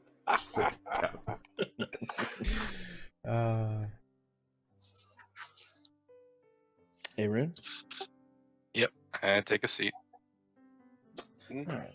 As everybody kind of sits down around the table and everything, you see the smile is ever present on Onthar's face as he takes another big swig of his ale. Everybody that can see, give me perception checks real quick. I see everything in any direction ever. For all time. For all time. Aaron is glimpsing at another plane right now. Sight beyond sight. Aaron and Steve and Max, Aaron especially, you notice that even though this man, seems kind of heavy set, seems very happy-go-lucky and holding himself very aloofly, you notice that he always has his sword within reach. He always keeps himself in a mannerism and holding himself in such a way that he could draw it in an instant's notice. It seems like this man is powerful, is the kind of perception that you're getting from it. But as you're all sitting down, gathering around, he wears a smile again, kind of leans towards you. It's like, so, saved the village, did you? We believe so, for the time being anyway. I don't think Greenest is going to be the last that we've heard from these cultists. As you say that, he kind of raises a hand in almost dismissing motion. He's like, yeah, we can talk business later. Tonight, though, the fact that you're here, we should celebrate. He kind of waves over to the bartender. He says, drinks for all my friends. And after a few minutes, or a few seconds or so, anybody that didn't already have a drink, and even those of you with pitchers have other mugs of ale thrust in front of you, he says, I tell you what, I bet you, as strong as you are, as brave as you are, you still can't outdrink me. With that, I just kind of chuckle and turn to Stone Skull. I believe this is the gentleman you've been waiting to meet your whole life. I think I've heard this story before. Whoa! I want in on this too. I'm gonna say, yeah, with a smile. What's in it for me if I beat you? And he kind of turns towards you, Maximilian, and looks at you, and you see a little bit of a knowing glint in his eye, almost that he's hinting at more as he says this. He says, there's be something in it for you, I think. So yeah, with a smile, saying, I'm sure it's not just accolade either. With that, pick up the pitcher. What has he got in front of him? He has a very large, bigger than what you would expect you would need to drink, tankard of what appears to be ale. Let me say, oh, well, I guess if you're drinking swill, you could probably outdrink me. With that, he kind of smirks. And he says, swill, you say? Take a drink of that. Let's see if you still have that opinion afterwards. How much is left in his glass? He's about 3/4 full right now. I want to pound it down. I just straight down the gullet. No chug. Just kind of relax the throat and slam it all home, and turn the mug upside down on the bar. All right. As you do so, I want a con saving throw from you. Yes. Oh, please don't throw up. Oh, don't throw up on the guy. We just met him. Right. Oh. So, what you expected to be ale, from the looks of it, as you get it right up to your nostrils right before you drink, you get a very spicy sensation as it reaches into your nostrils. But it's nothing compared to what you hit your tongue. You notice this is a very, very strong tankard of spiced rum. And as it goes down your throat, it begins to burn profusely. You're able to get through it, chugging it down, kind of almost gurgling on it as you're chugging it down, not expecting it to be that strong, and turn your, do as you said, slam it down upside down. As you do so, your eyes are able to not being obstructed by the tankard any longer. You see Arthur Froome, he has a knife out and is cleaning his nails with it at this point, almost waiting on you as you see his tankard is already empty. Yeah, I imagine I'm standing with my cheeks out. You ever seen somebody take a shot that they didn't want it? It didn't know what they were doing. And enforce myself to gut it, and slam a fist on the table. Can I, as I lean back, instead of just saying whew, just release a small little bit of flame, up into the air, burning it off with the alcohol. So yeah, as you kind of expel yourself, expel out of your mouth, afterwards the spiciness kind of returns and a little gout of flame goes out as a belch kind of escapes out of your gullet, going out of your mouth, and a tiny little, spark of flame shoots out as well. Stone that- Skull joins them in their escapades here, seeing Max's reaction, is kind of expecting something a bit stronger. uh, As you're beginning to bring it up to your lips, Onthar reaches across the table and grabs your wrist. You feel that he has a solid grip on you. He is a match for you with your strength. He holds it. He says, 1 second, friend. And he raises a finger up in the air and immediately has another tankard in front of him. He's like, shall we? And raises his tankard up for a toast with you, Stone Skull. Absolutely. Give him kind of the little cup clink and then immediately down the drink. All right, and you both begin chugging. Give me a con saving throw. I want to be drunk. All right, so as you begin downing it, the spiciness of the spiced rum rather strikes you pretty hard, but it's not something you haven't experienced before. So you're able to chug it on down, and you and Unthar slam your cups down almost at the same exact time. And he kind of grins at you. He says, "Yes, you, sir, can handle a drink. Unlike some people," he kind of holds his hand up to kind of shield his voice from Maximilian, who's burping and kind of spouting flame out of his mouth. He's like, "Some people need a little more practice, I think." No. Oh, I'll have another in practice now. And like wave my hand up and motion over another tankard. Does it look like Max is starting to get drunk already? As Max begins to move back towards the table, you see him stumble slightly. He catches himself. He's not quite that far gone, but he's getting pretty tipsy at this point. Mm-hmm. Tara is gonna grab her tankard and attempt to hold it out in front of him. Give me a performance check. Oh, nice. Yeah. So you grab your tankard. You started to reach towards Onthar's tankard for some reason, sitting next to him. But you actually grab hold of yours and hold yours up, two-handed into the air. With that, Onthar looks down at you and says, "Ah, the lass wants to go too. Yes." And he raises his hand again and gets another tankard. He says, "You ready, little one?" I just nod We'll see. and She has no idea. wait for the clink of glass from him. With that, he pushes his tankard forward and slams it and kind of hesitates for a moment, waiting for you to raise your glass up. But as you do so, you both begin to chug. Give me a con saving throw. This all worked out as it should have worked out. Everything's fine. Tara is an expert drinker. Yeah, Not tonight, she isn't. You can't mix. All right. Right? I've had ale, wine, and now Started drinking extra. wine. I'm done. So as Tara begins to chug down this drink, kind of getting the name of the game based on the sounds that she's heard around him, she begins chugging. She gets about 2 gulps in, and then just this audible rumble begins to protrude from Tara. It almost sounds like rocks are grating. And as she does so, she slowly lowers the tankard from her mouth, only about a quarter way through it, and then throws up all over the table in front of her. Oh, imagine all of us sliding back. No. Onther gets halfway through his drink and then slams it down. He's like, "Yes, this one can't handle her liquor." Oh no. I just kind of used my sleeve to wipe my mouth. What was that? "That be the best spice wine in the city of Elturel. Seems to have left an impression on you, huh?" I like it. Let's keep going. You can rally. With that, Onther finished the rest of it. He says, "Yeah, you be good folk, I think. I think I'd like to get to know you a little bit better, though. Tonight is on me." And with that, he kind of slams his hand on, and you see actually he's wearing a gauntlet on both his hands now. He says, "Tonight, everything is on me. For reward for what you did for my friend and the town of, the village of Greenest. You deserve this much. You be seeing more of me tomorrow, though."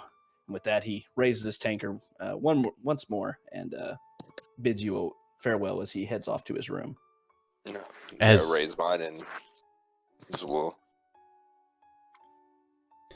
Sorry. No, you're fine. Go ahead. Oh, I was just saying, kind of raised the tankard at the same time and nod and said, "See you on the morrow." Nez, as he steps away, Stone Skull's gonna stop for a second and say, "Wait, what about the dragon's egg?"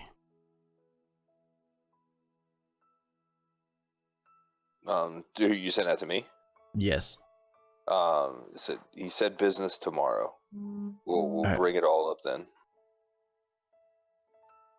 All right. All right, so the night can go ahead and progress. You celebrating and drinking to your merriment. Kind of taking a load off now after the constant danger that you've been up to this point, even when traveling, kind of worrying about being attacked and things. But you feel like you've got a reprise at this point and be able to celebrate surviving thus far. And with that, we're going to take about a 5-minute break so I can go get foods. Okay, I need to feed my dogs anyway. And also, I accidentally rolled this Constitution, not a saving throw, which I'm proficient in. Still, if you had No, rolled that one, it wouldn't have mattered. Yeah, no, with that one, it wouldn't have mattered. I just noticed we had a +3 modifier. I was like, no, that's not right. All right, be right But back. yeah. All right, so we'll take a quick break real quick and we'll resume.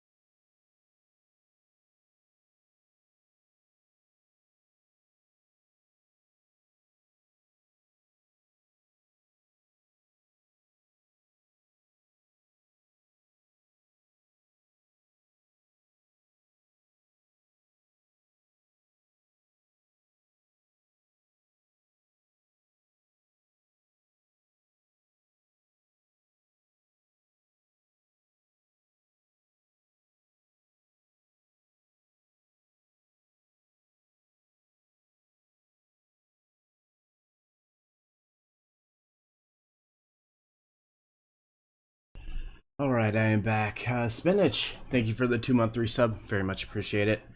We just got another minute or so, I think, before we are back to our game here.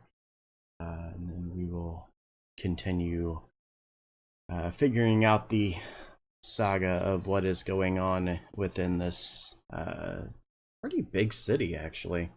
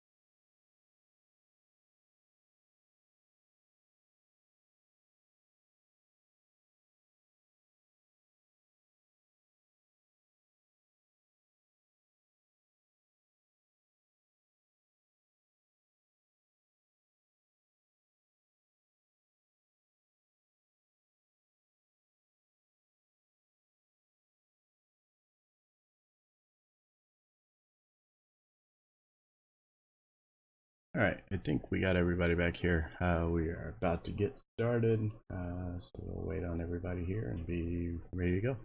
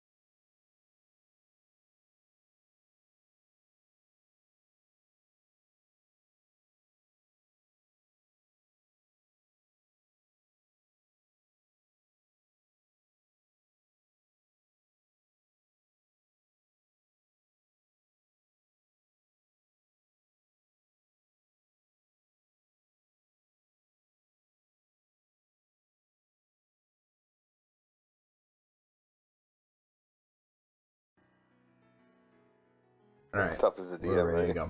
go. You don't get a break. Like I could sit here and eat all night. Yeah, fuck you guys. I'm just saying. Yeah, All I right. had a bowl of Rocky Road when I got home and a slice of chocolate cake, and I mean, make what's up. Touch me. Go back to your room. Over here freaking preparing my voice and shit and drinking enough so I don't break and can't eat the rest of my delicious food. All right.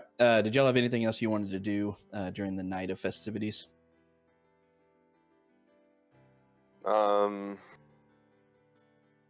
I mean, I'm assuming we got a room.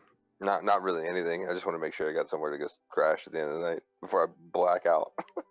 I was gonna see how much drinking it would take to get Tara to crack, but that happened long before I even got the opportunity. I'm really That question, disappointed real about quick. that. I'm I'm sorry. not. Next time. Little lass. Aaron's actually not celebrating all that much. He probably goes to bed early and then gets up probably the earliest. Alrighty. So is everybody but Arun, Steve, are you partaking in the festivities? I feel like Steve's barely participating in the game right now. Steve, we miss you, Steve. He said yes. Mouth. Okay. So yeah, everybody but Arun kind of drinks until they're just piss drunk and heads off to bed. You discover Especially before from you. his tab. Yeah. It seems like everybody was kind of met a few people. You know that these are all people that follow Ontharr Froome. You kind of get through the drunken festivities. These are all people that are his friends and comrades that populate this bar and inn.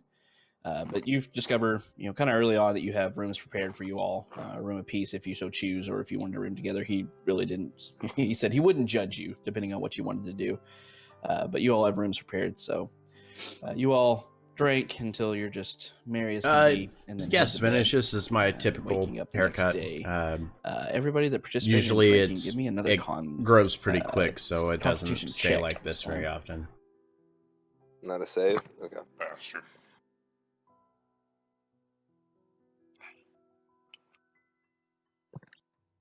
Mm-hmm. Rolling them big numbers. Like I need to right now.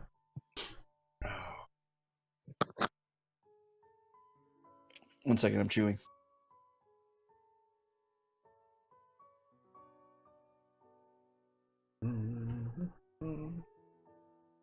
That's Ooh, not that was the a big right bite. screen, is it? All right, so as you all wake up the next day, all of you are a little bit hungover, but you're able to fight off most of it since most of you have kind of had too much to drink a few times before, so you're able to fight off the majority of the hangover, so you won't suffer any lasting effects throughout this next day. You get up, head on down. You're given food and some water and some kind of brewed tea to help fight off the night's festivities prior. And as you're kind of sitting around talking amongst yourselves about what you remember and mostly what you don't remember from the night before, kind of smaller gentleman, you actually recognize him as the one that was working the bar the night before, walks up and says, "Once y'all are done eating, Master Froome said he'd see you outside. Seems to be waiting on you."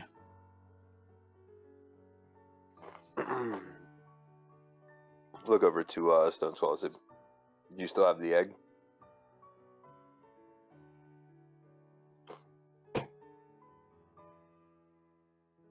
Make sure we bring that with, as well as any other mentioned over to Abram, along with the regalia you found. Did anyone take the maps that we found?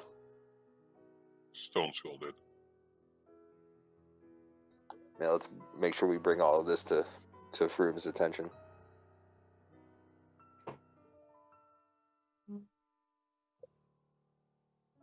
All right, let's hastily eat and meet.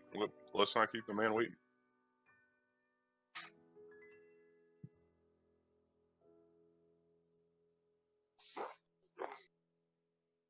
Sorry, just replying to a text message. All right, so you get your food on, you get your breakfast in you, and head on outside. You see outside waiting for you, you see your horses are all saddled and sitting out in front of the inn. And you see Ontharr on another very similar to Stone Skull's mount, sitting on his, kind of in front of them all. It says, "About time you all woke up. It's like, let's go for a ride." Let's. Mount illnesses.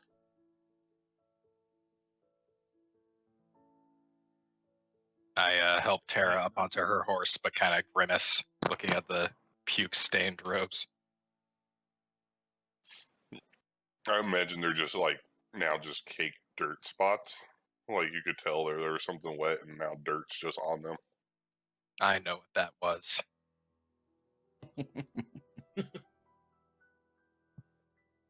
I know what you did last night.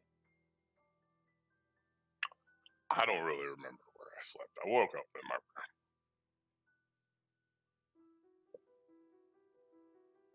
Drinking. Lots of drinking. Rum. Ugh. With hearing rum, Tara kind of visibly shudders.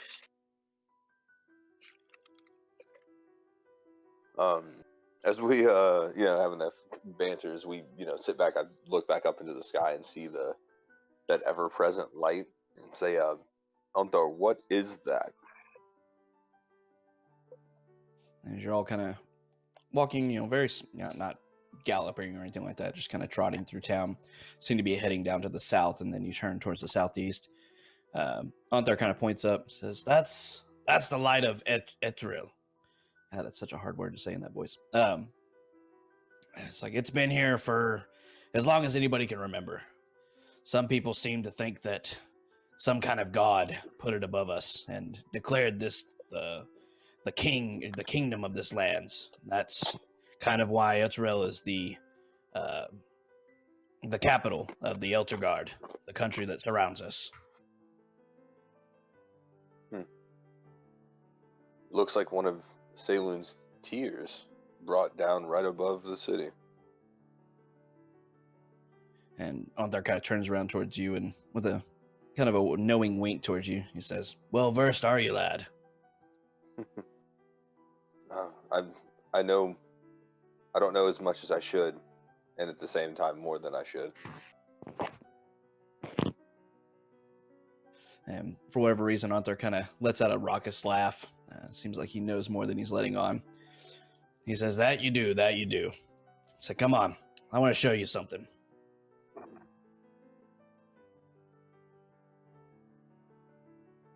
And with that, he kind of leads you down, back down across the city. You kind of you see the center part of the city, that long strip of greenery and such. That is a kind of a makeshift garden going through there. You pass by it and head back to the other side of town where the North Star was located, a little bit south of that. And you find yourself in a very large kind of courtyard. But as you look at it a little bit closer, as you move into the area, you actually see what appears to be a track going all the way around in a circle. And as Anthar kind of slows to a stop at the edge of this clearing, you see multiple horses galloping around this track in a race. Anthar turns to you and says, Are any good at riding horses?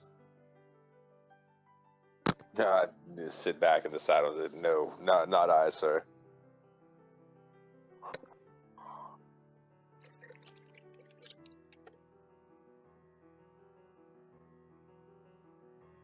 I shake my head visibly, just.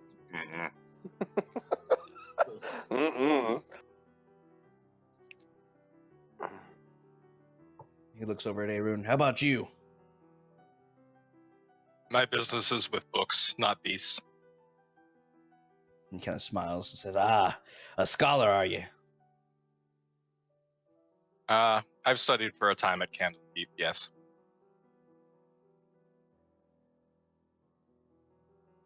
As you say that, he kind of strokes his hands through his very long beard. Says, Candlekeep, there's some good mages out there. Met a few of them over the years.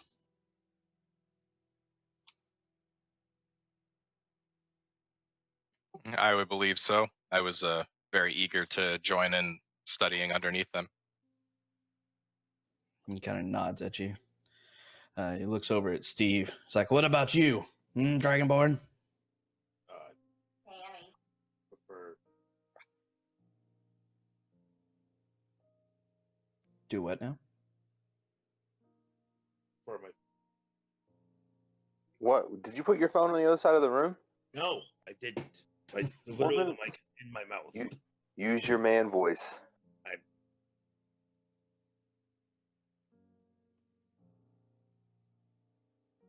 Not that man voice, the other man voice. Yeah, you are really quiet this time. Yeah, I'm gonna ride you in this horse race and ride you until you give out, like your heart explodes. Hello? Hello. It's like, I think you're so quiet that you're breaking up because, like, you're saying two words and then dropping off. Do you have the mic, like, pushed back away from your face? No, it's literally, I could put it.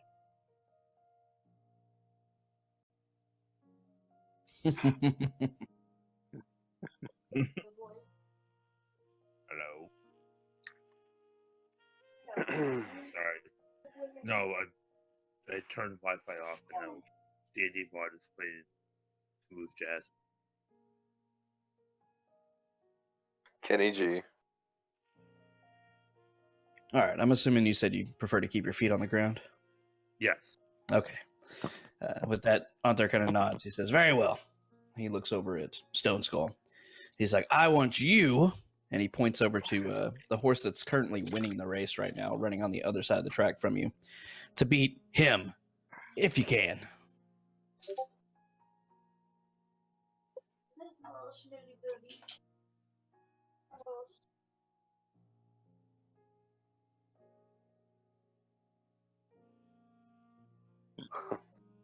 Most likely not. I don't think he's looking for you to unsheath your sword.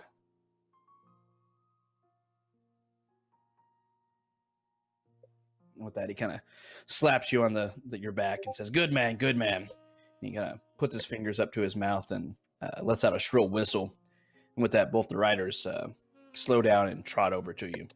You see both the horses are kind of lathered and panting, but they seem to be used to this kind of athletics and aren't, they don't look like they're too tired to race again or anything. With that, Antar looks over and says, "Luther, I want you to race this big fella here." And as he does so, you see the one that he motioned to, where riding a kind of black stallion, nods his head and says, "If Thanks, he wants to Finish. lose that badly, that's fine with me." Did you hear him, guys? He said I'm gonna lose. When you're racing them, you should tell what them kind of- about how you got your sword. Is it I mean, are we just kind of imagining that the size of the horses aren't going to really matter in the outcome of the race? Indeed. Okay, as I say, like a stallion against a war horse isn't exactly like a fair race. Now, this will be another contest, as it were, kind of like the drinking Okay. was the night before. Oh, this is gonna be fun. With this, I kind of, dismount, just stand there, lean up against, the side of the horse. So this should be fun to watch.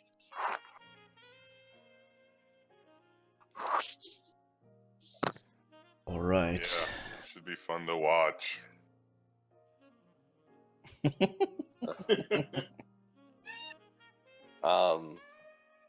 With that, I, tap the ground next to Stone Skull's horse. Like, pay attention to that one.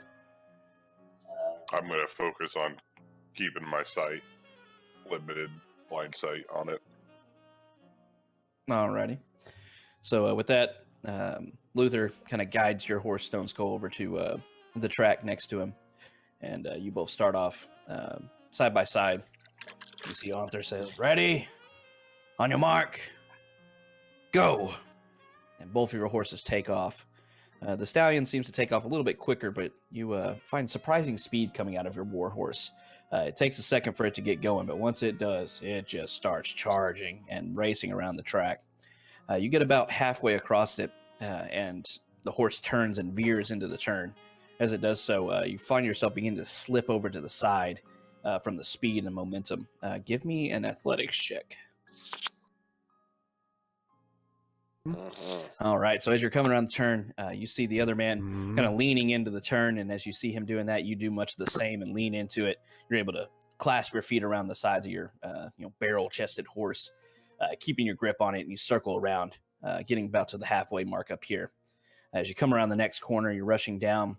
You see, actually, escaped your notice before, you see two low-setting bars, only about 3 feet off the ground, towards the end of the track. The stallion with Luther on its back, slightly ahead of you at this point, jumps over these kind of makeshift barricades and easily clears it. As it does so, your horse gets up to it and seems like it's going to have a little bit more trouble. I want you to give me a dex save as it starts to jump into the air. Nice. All right. So as this very large horse kind of almost bucks as it jumps over, just barely clearing this hurdle here, you feel your ass just rising off of the saddle. But you're able to quickly use the balls of your feet, or the heels of your feet rather, to pull yourself back down into the saddle. And as you do so, the horse just charges on, and you're able to get around the curve just ahead of the stallion, who seem to have to recover a little bit more from the last turn, and you win the race. Ooh. Oh yeah. Oh, yeah. What did I tell you guys? I am a natural. And with that, Luther and his horse comes up, galloping up beside you, and he kind of slaps you on the arm. He said, "That wasn't too bad, big fella. Kind of thought you were going to go over the edge there at the end, though." To be quite honest, I did too. I didn't realize it was an obstacle course as well. And with that, you kind of walk both up to Orthar rather, and Onthar. That was right the first time.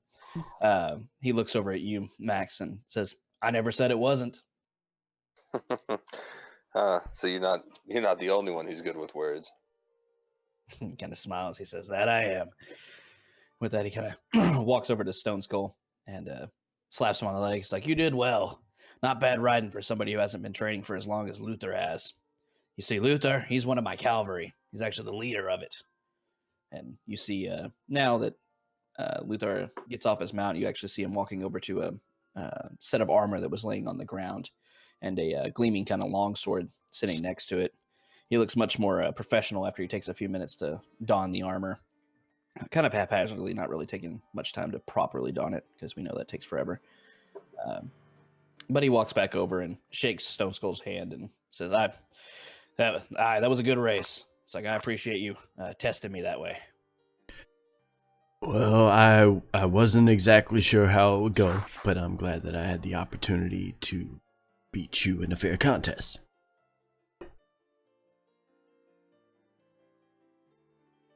I'll spell food. 1 second. No, you're good. As the conversation's kind of going on, looked at Onthar. Is like, how many more tests you have for us this day?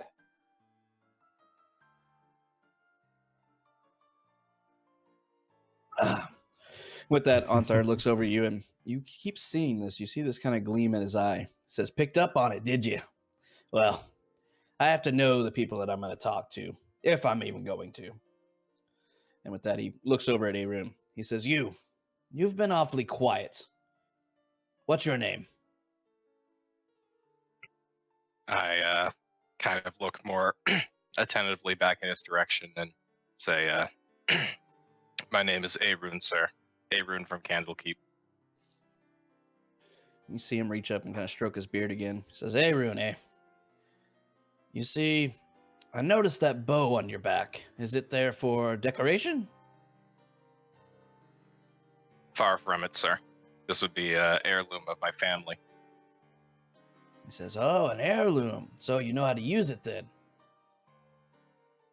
I kind of just like look over towards the group and Max in particular, and say, "Yeah, a little bit." Say his knowledge of that bow would put your best to shame. And with that, Arthur smiles. He says, "My best? Well, I was only going to give you one of the other ones, but I guess if you say it's going to be better than my best, we'll have to see that. So come with me." Be cool, Max. Shit. I just imagine you look over like you like turn your palms out like, dude, like look, I mean it's true. I'm not gonna undersell you here. All right, so God he damn leads you. He leads you back to the west. You actually see this area seems to be more of a training yard, kind of a practice area. You see the stables where the horses are kept, and as you move further, you actually see a long path that used to be a street has been turned into a firing range. And as you walk up, you see 3 different individuals taking shots at this these 3 different targets about 100 feet away. You see one individual. You see his hair is very golden, kind of flowing down almost to his waist. You're able to see just out of the side of his hair, pointed ears sticking out. And Onthar walks up and says, "Ethuviel." And with that, the man turns around. You see that he's seems to be an elf of some sort. And you look down further and you see that all of his arrows have hit the center of the target. It's, like I said, about 100, 150 feet away. Seems pretty impressive. But Ethuviel walks over and kind of salutes to Anthar. He says, "Yes, what would you like?" And with that, Anthar explains that Arun here apparently can beat anyone, even his best man, in an archery contest, and he'd like him to step up to the challenge. You see what that man did with all those other arrows? That's only with that kind of smile. That's only 150 feet. But I could throw a dagger that far. Not well. I'd like to see that afterwards. And I just pat Max on the back. This is just to boost your confidence, buddy. You got it. I nod appreciatively, and I walk over towards Ethuviel and introduce myself politely. Remarking, it's quite nice to see another elf in these parts. With that, he kind of releases a dazzling smile and bows his head to you, as is I. Don't get many of our around these parts, unfortunately. Oh, that's quite, but even away from the wood. And with that, he bows again and kind of raises a hand up, motioning towards the. You see, there's kind of a makeshift line in the dirt marking the starting point where he was shooting from. He says, "After you, my friend." Well, thank you, sir. And I'll pull out my bow and begin to string it, stepping up to the line.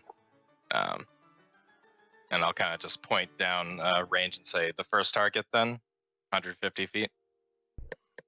And with that, you hear Anthar laughing in the background. Just, ha ha ha, you said my best. No. And he points down further, and you see one about 250 feet away. He says, "Hit that one against my man." Anthar saying this. Are you a gambling man? With that, Anthar kind of looks at you and with a wide grin, kind of stroking his beard. He's like, "What do you have in mind?" 20 gold, says my boy hits the bullseye on his first shot. 20 gold? Chump change. Very well, I'll take your wager. And he holds his hand out to you. Yeah, I'm going to reach out and clasp him. Excellent. All right, well, with that, then I'll change my stance slightly, aiming towards the new target, focusing and pulling out one of my more slender arrows, giving it plenty of time to open up on the shot. All right, if you're going to be taking your time, as you said, go ahead and roll me an attack with advantage. 25. Nice. So as you let loose, kind of lining up the shot, see it's a little bit further than what you've been used to shooting at recently, but you're able to calmly take a breath in, and as you release it, you let the arrow fly, and it kind of soars up, arches, and it drops right into the target, hitting just a little bit off center, but definitely hitting the bullseye. And with that, I'll turn around to, what's his name, Ulfir, and step aside for him, giving him a bow. With that, he kind of smiles, a little smirk on him, and walks up and says, "Very good, my friend. I hope to at least match your prowess with the bow." With that, he steps up, and you see his bow's kind of carved. It almost looks like ivory. It has some inlaid designs that look like leaves and vines in it. He raises up a slender arrow as well that's almost jet black, and he lets it fly after a few moments of aiming.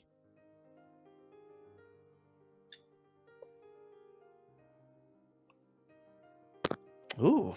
And he lets it fire, and it hits just outside of your arrow, further away from the bullseye. He kind of looks at it for a moment and then nods, turns back to you, Arun, says, "Well, that settles it. You beat me. Good shot, my friend." I'll hold up my hand to clasp his hand, and something a little bit more elven in nature. Give him a polite thank you. Wait, is it over? What do you say? Double or nothing, boys? But that other kind of looks disgruntled. He's like, "Double or nothing. Nothing. Ezreal, go take another shot."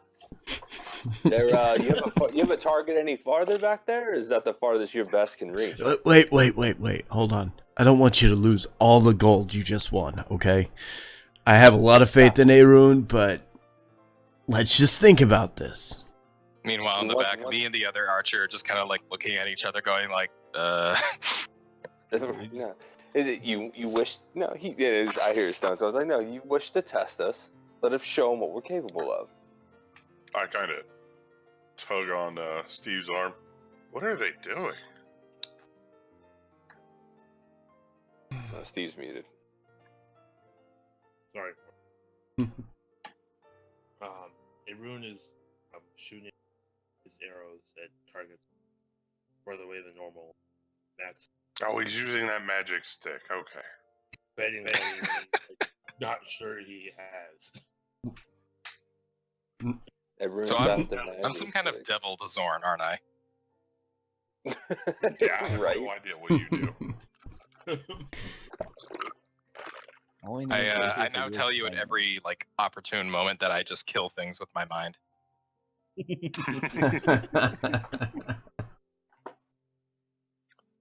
So, Yeah, I look to both of you and I'll say, well, I'm happy to go again if you are.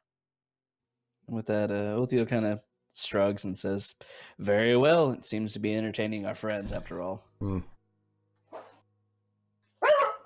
All right. Well, double or nothing. With that, Antar looks back at you, Maximilian. Says, "Well, same wager, 20 gold pieces." Absolutely. He nods and grasps your hand once again. He's like, "All right." I can't say his name anymore. Ethiel, you can see the target now, right? You're gonna hit. You're gonna win my gold back, right? With that, you see.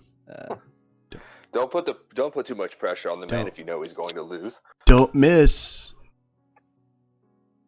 With that, Ethiel kind of smiles and almost strained, a strained smile. He says, "Of course, of course." And with that, he raises his bow and takes a shot first this time.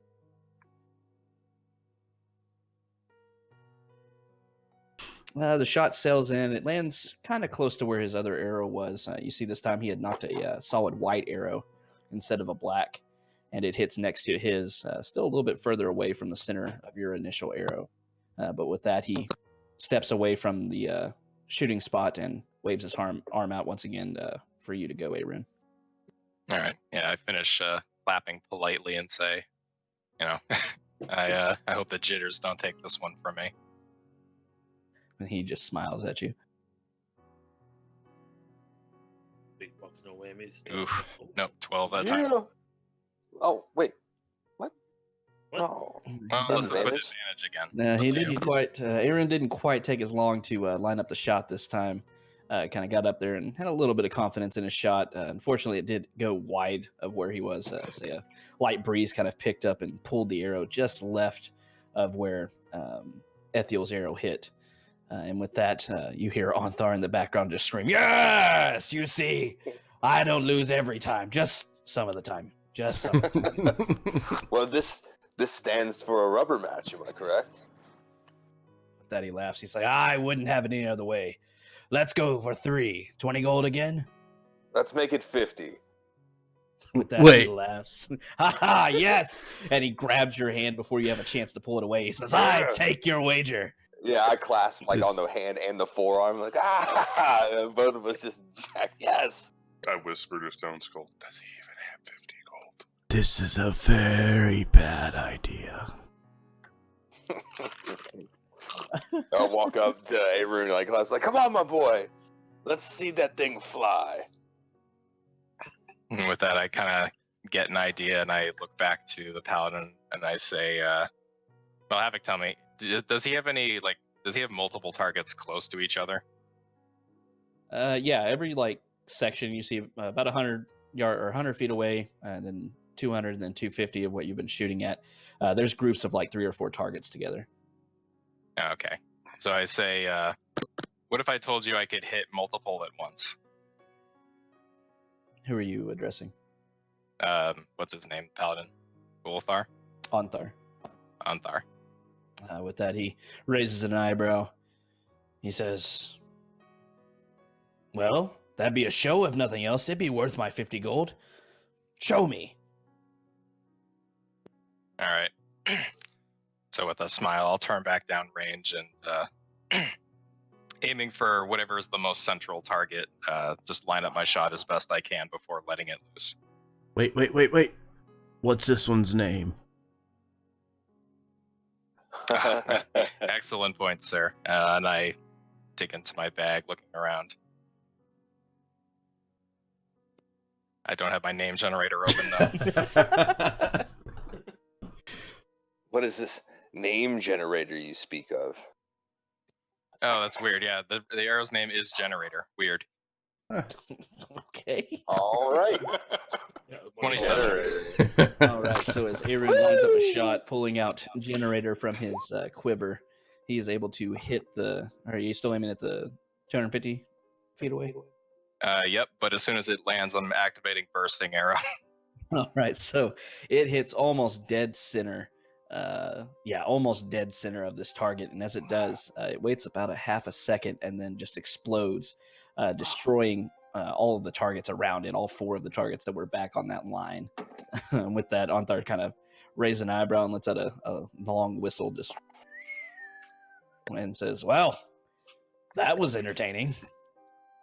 With that, I just turn my outstretched hand, like palm up, like right in front of him, do the little finger flick, like, yep, I'll be taking that now.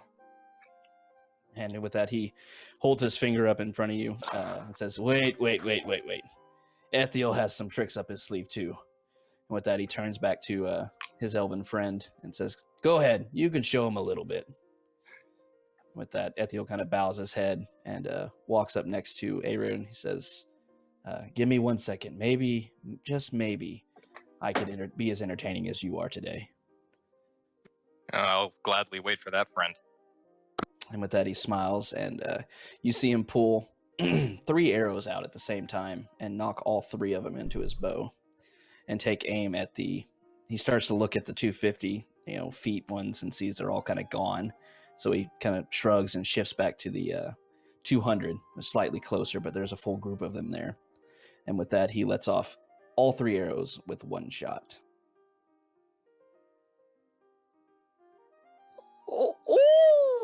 So his left and right shots both hit near the target, not quite hitting into it. The center arrow, however, not only hits dead center of this target, it also pierces straight through it to the other side. Everyone can kind of see a dust cloud forming where the arrow impacted the ground on the other side. And with that, Ethiel kind of turns around and says, not my best performance, but not too bad, would you say? I would say that's quite excellent, sir, to be able to do that with 3 arrows at once. I applaud you. Yeah, as I have my hand like outstretched, I imagine I turned and watched it, and then just brought my hand back and like stick it back into my pocket. Like, never mind, never mind. And, Onthar kind of leans over next to you, Max, kind of whispering into your ear hole, and says, "Should we call it a draw?"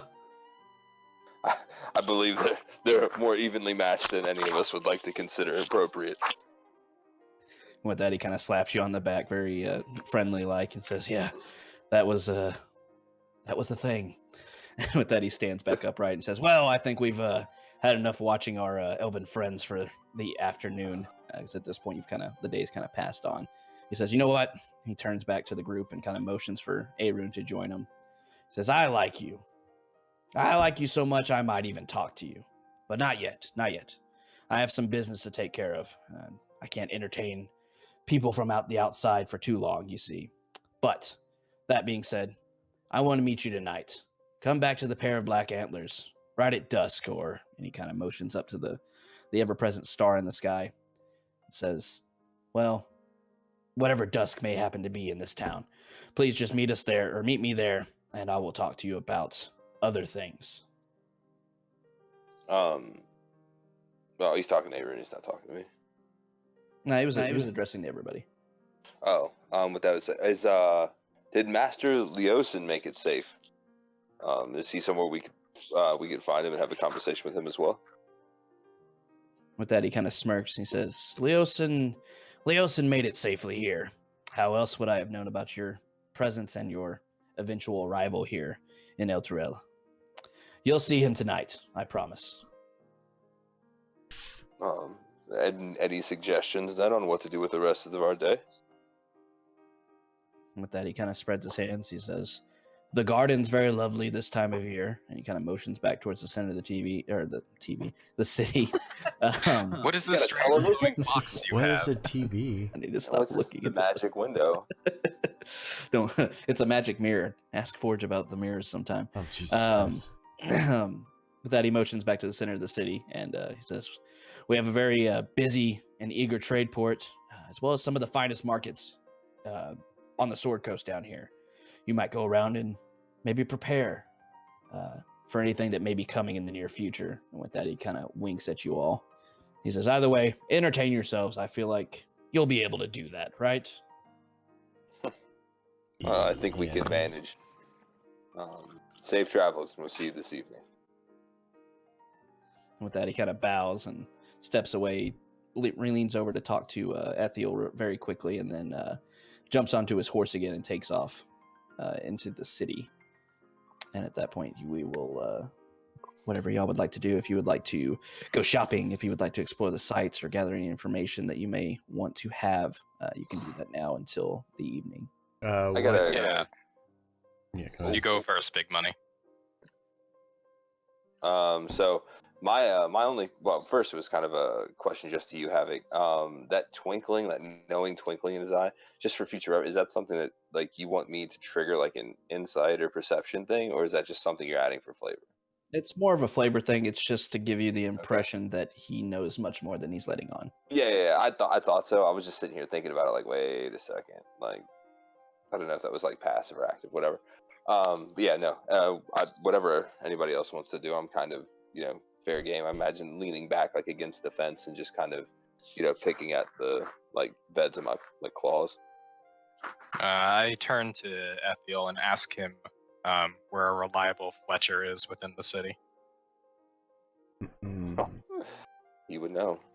With that, he kind of motions back. He says, "Don't go into the markets here. They'll just try to swindle you with less than quality equipment." He motions back over, and you see it kind of motioning back into the training yard. He says, "Our group's Fletcher is very good at what he does and very reasonable with his prices. I would recommend you to go talk to him." I think I shall do that then, sir. I have need to replenish my stock some. With that, he kind of smiles and says, "Yes, generators seem to be a very good arrow." And he kind of raises an eyebrow at the thought of you naming your arrows and says, "But he makes quality things. You will not be dissatisfied with it."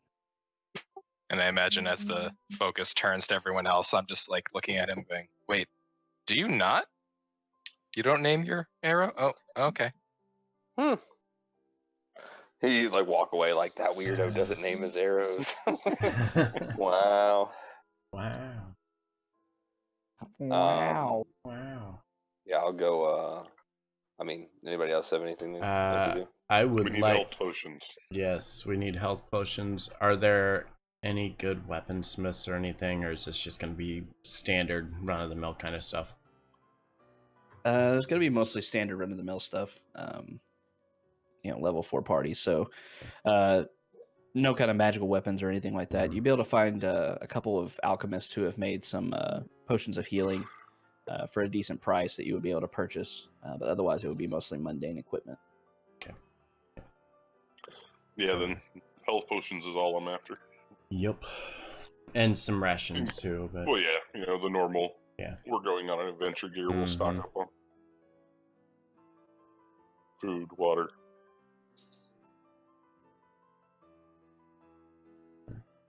Oh, All right. we should also get some more feed for the horses. and I'm gonna go to the bank and do some coin exchange so I can have some silver and copper and all that stuff.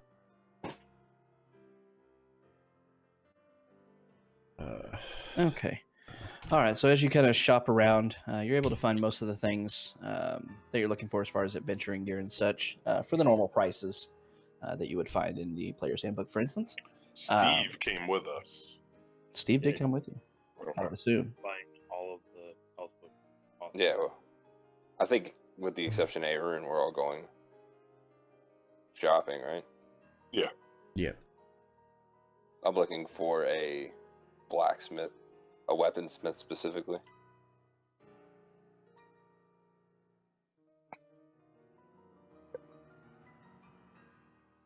Alrighty. Okay, so as you shop around, the first place you stop is at the alchemist shop. You find that he has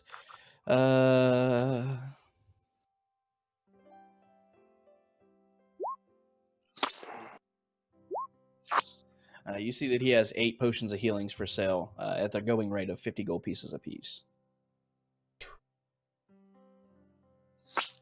Steve, handle this.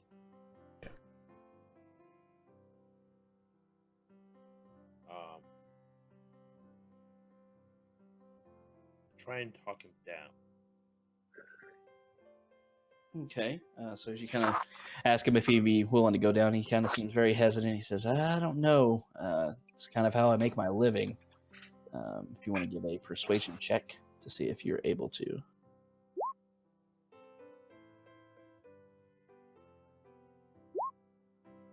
He is not willing to go down on his price. Wow.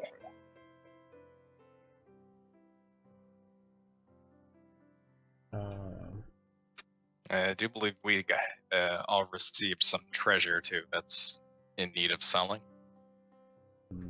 I do not have any of that in my inventory. I think you Yeah, guys I don't all have handle it. that stuff. Yeah. Well, I have it all then.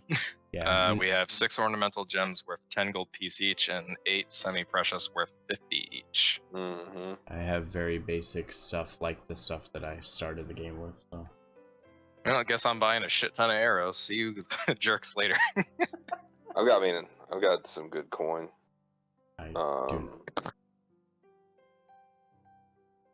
So is he not lowering his price for Damien? I don't want to bog everything down. If you're all here kind of in a group and Damien was the one that wanted to do talking, he is not going to lower his price. Okay.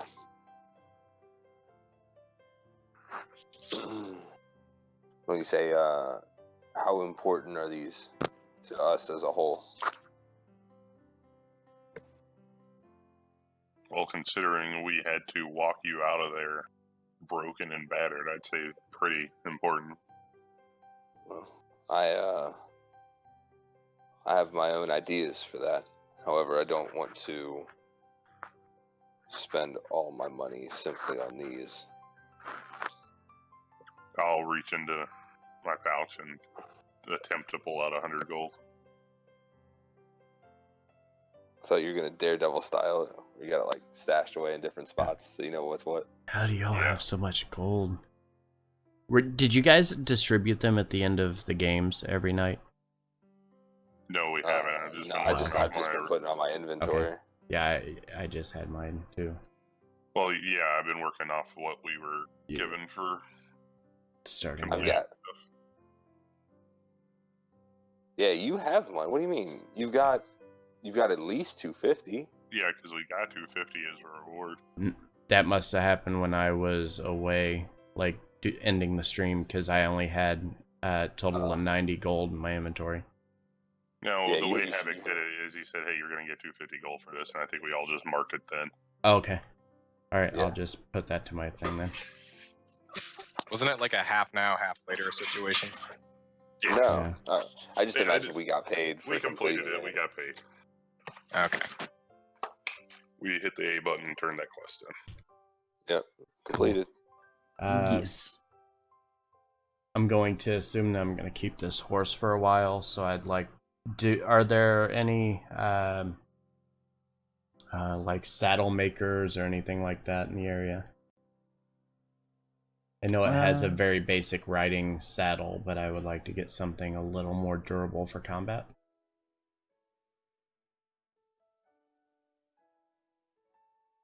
What would you be looking for exactly? Like a military style saddle, more than likely.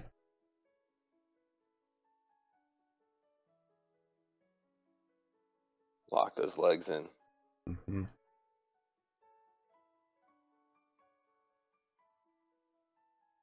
I'm not going to go barding yet, but I at least would like to get a saddle that'll be a little durable. Okay. Yeah, you could You could find a smith that also specializes in leatherworking and making saddles that you're looking for. Okay.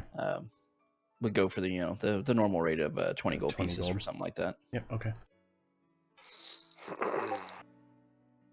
Da, da, da, da, da.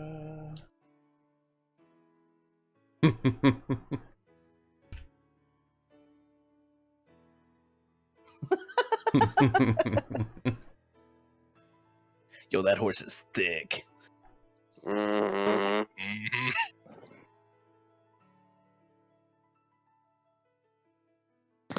What kind of natural armor he's got?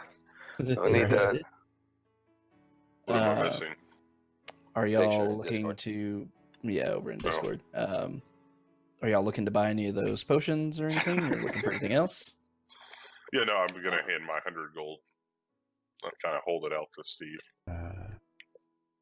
Yeah, I would like to do the same as well. So take 2 as well if we can.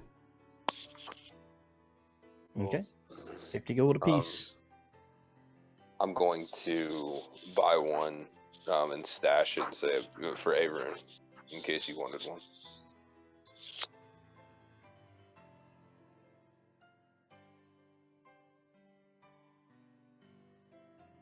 All right, you're able to successfully get all the potions that you would like, all 5 of them. So What's detract the your 1D money. on these? 1d4 plus 2, I I thought it think. was 2d4. Let me double check. I think you're right. Yeah, I think it's 2d4 plus 2. Okay.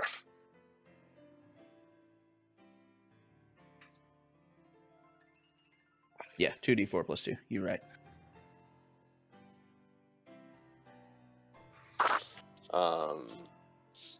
Yeah, I kind of gonna go back outside and look for the smithy. All right, there is a lot of different smithies around. You kind of move towards one of the nicer establishments. Actually has a kind of waiting area for you to go into that you don't have to walk directly into the forge, as it were. Gruff man comes up and asks you what you would like. I think my friends might need assistance. My ask is a bit more complicated. I'm just kind of leaning forward on my hammer and shrug. No, I'm fine. I mentioned to him that I'm looking for a military style saddle for my warhorse. Are you all toting your horses around with you, I'd imagine? Yeah. Okay. Yeah. So you can kind of throw a meaty thumb back behind you, pointing at your horse, and he kind of scratches his stubbly beard. He says, I think I might have something big enough for that. And he goes back to the back and comes out with a very large saddle. You see his muscles kind of straining with the weight of it. But you see all the accoutrements that you would expect on a military saddle. He says, yeah, that'll be 25 gold for it, since it took a little bit more material to make. Yep. Thank you. And I hand him quickly the 25 gold before he changes his mind.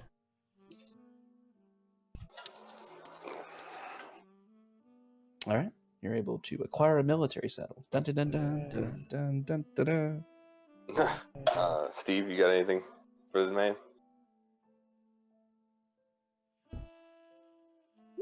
One more time. So I like loose my pack. I'm just imagining, again, I'm not carrying it while I'm on the horse. It's like tied to the horse. Pull out the pack and set down Langrados's armor. And so I want to make that fit me. With that, he kind of looks it over and raises it up. He says, this was pretty fairly made. He kind of looks at the armor and raises it up in the air, kind of comparing it to you. Says, it might take me a couple days, but I think I could probably get it to fit you. Excellent. I have one other request. How good are you at modifying blades? And I kind of unsheath the antagonist and set it down. This blade is very important to me, but I wish to make a few additions or reductions. He kind of raises an eyebrow at you, and you see behind him, now that you're kind of looking around the area, you see all sorts of manner of weapons. Imagine a weapon you could think of from the player's handbook That's is expensive. there back behind him.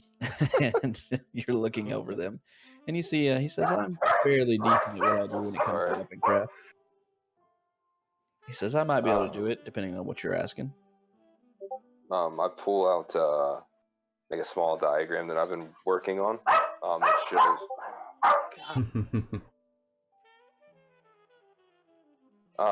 that shows the like a crude drawing of the blade, but like I have lines drawn on it that I mentioned as I come across my like mimicking what's drawn.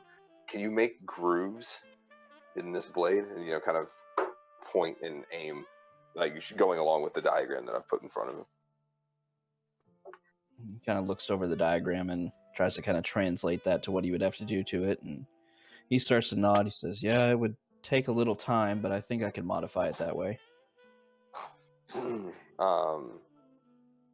that again, if you can't, please do no damage to this. And with that, he kind of stands up a little straighter and buffs out his chest. When I stake a job, I do it always right. And with that, I kind of put my hand on his shoulder, wanted to calm down. I was like, I believe you will. I just needed to stress the importance. With that, he kind of nods. He says, I won't disappoint you. It may cost a little coin, though. It's going to take me some time. I don't think I'm concerned about the coin. And please take as much time as you need in order to do it correctly. All right, so for your 2 requests... Don't think so. Let's see. Okay, they're very special. What's your gold count right now? 380. All right, roll me a 1d 380. 1d 380? Yep. Oh shit. Okay. Here we go. Oh, come on. About to get real. Go low. Go low. Come on, that one. Roll low. Hey. All right, my turn. Mm-hmm. Oh. 1 second, maths. Meet me in the middle. It's 122. All right, so he looks over and kind of scratches his beard for a moment. He says, probably be close to 140 gold to prepare all the stuff for you and try to get it done within a couple days. As a show of faith, I put down 100 on the table. So because it is unique, when it passes my inspection, I guarantee the other 40. And he kind of scratches and raises an eyebrow. He says, very well, and pockets the money and takes the armor and the sword and says, come back in 2 days. I'll have everything done for you. 2 days it is, Master Oh, fuck. Blacksmith. Yes, Master Blacksmith. Don't let me reach in my NPC bag. I know, right I now. know. I got you. I hear you, Summon the baby. generator. Mr. I Smith. I only have like 40 for this entire campaign. Don't make me use them all.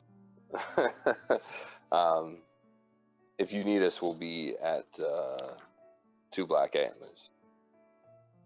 He kind of raised an eyebrow. A pair of black antlers, maybe? Damn it! Yeah, that's Cannon. new to the party, or new to the city. The party.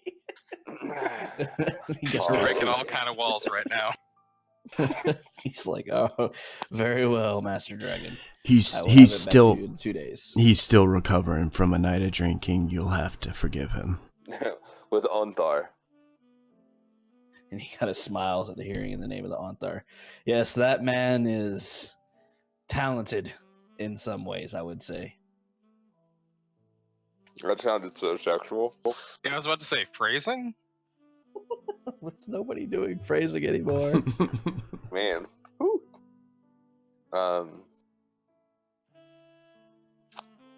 Perfect. Well, yeah, I will be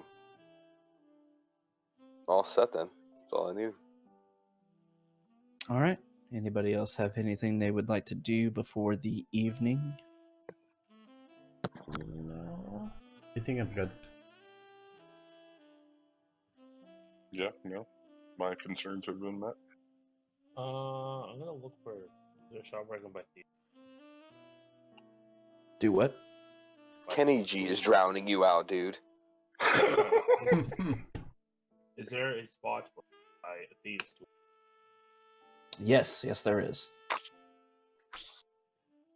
You can find some places that have lockpicks and things of that nature for the going rate in the player's handbook. What is this mystical tome of which you speak? The handbook for players? Those with high charisma would know exactly what it is. The handbook for the players, as it were. A real player don't need no handbook. This isn't the game that you seek, Ranger.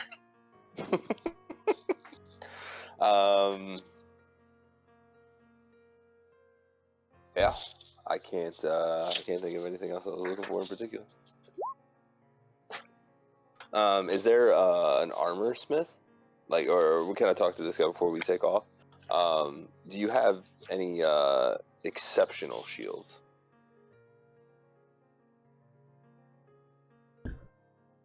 He kind of raised an eyebrow. It's like shields kind of only do one thing. I have some very pretty ones if you would like it. I'm not looking for as much form as I am function.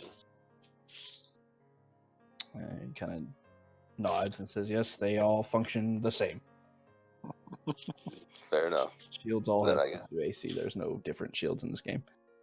Not even with different materials or anything like that? There are different material ones, but I don't think there's anything that gives any more than +2 AC. No. Okay.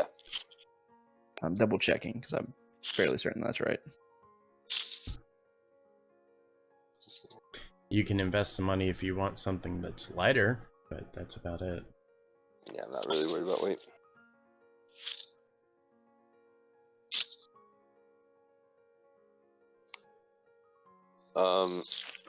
Yeah,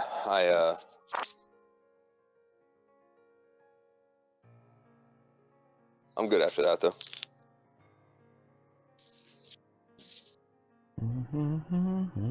All right. Anybody else? Damien, you saw the 25 gold pieces which you thieves tools. Yes. Anybody else? How many arrows did you just buy, Scott? Like 40. Okay, not barrels. I don't want you caring about barrels. Nah, I have like a few quivers worth, so that I can leave some with the horse and then supply from there and so on. Okay, makes sense.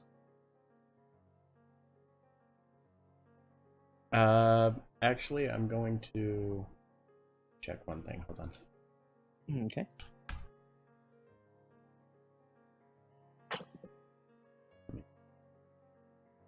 No, I'm all set.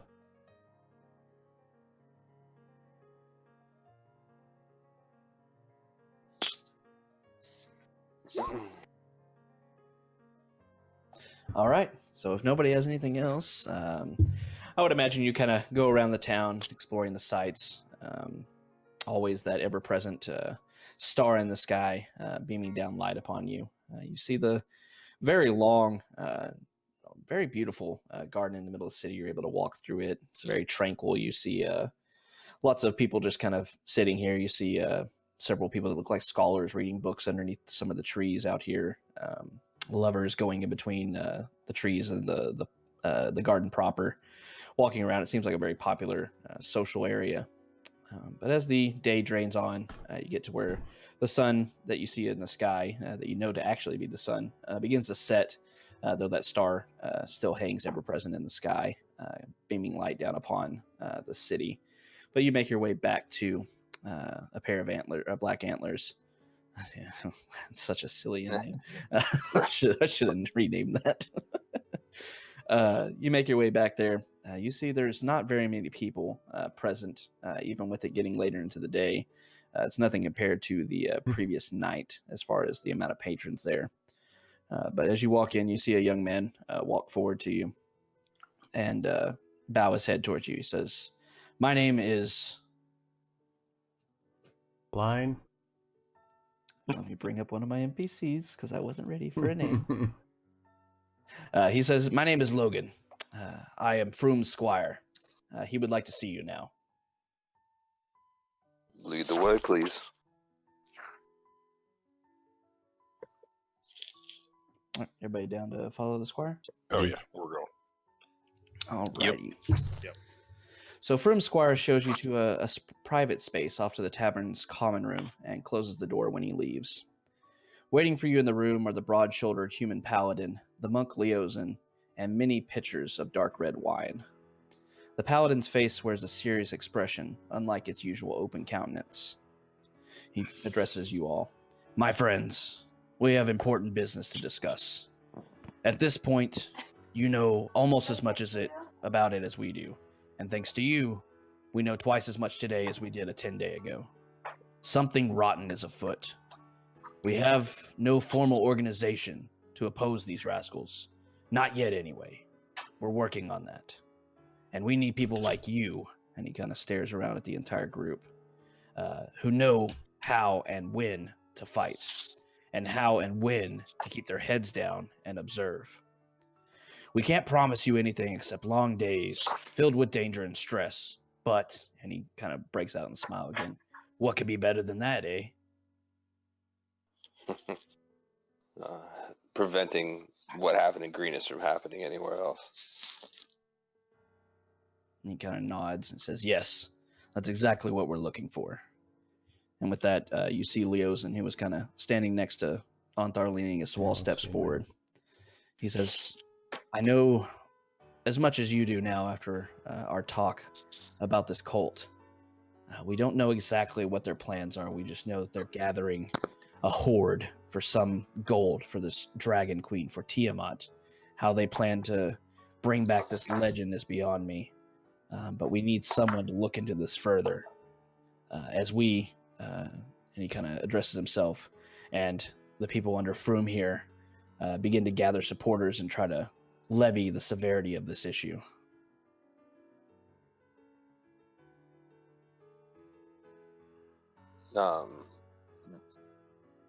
Meeting. He kind of looks at you and says, "Well, I am part of an organization called the Harpers. We're a very loosely organized set of agents that have a wide freedom of action to go around and protect this area." He motions over to Froome. "Froome here, he represents the Order of the Gauntlet." And he kind of motions down. You see around Froome's neck the pendant that you had noticed the first night, kind of in passing. You see around his neck he has a gauntleted fist, kind of straight-handed, facing up towards his neck and face. His order shares many of the Harper's principles, though our two organizations are very different. You see, the Order of the Gauntlet emphasizes faith, vigilance, and the constant struggle against threats of evil. Many of their members, unlike ours, are clerics and paladins, where ours are whoever's willing to join and try to make a difference. And with that, Onthar kind of chimes in. He says, "Discipline is key with the Order. And we're much more structured and hierarchical than the Harpers, though our ideas and goals are aligned on this day."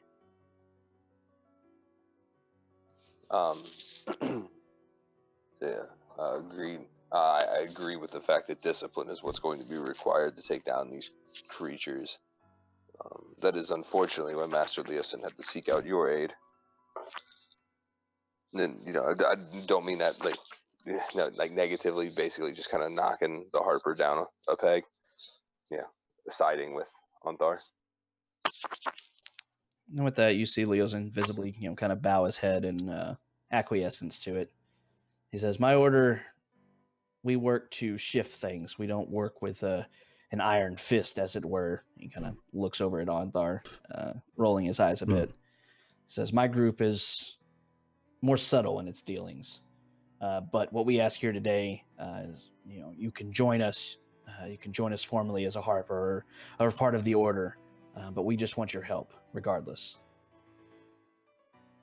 And you have it. They're just, kind of looking side to side with a group for affirmation, but not really expecting anything but. I just nod.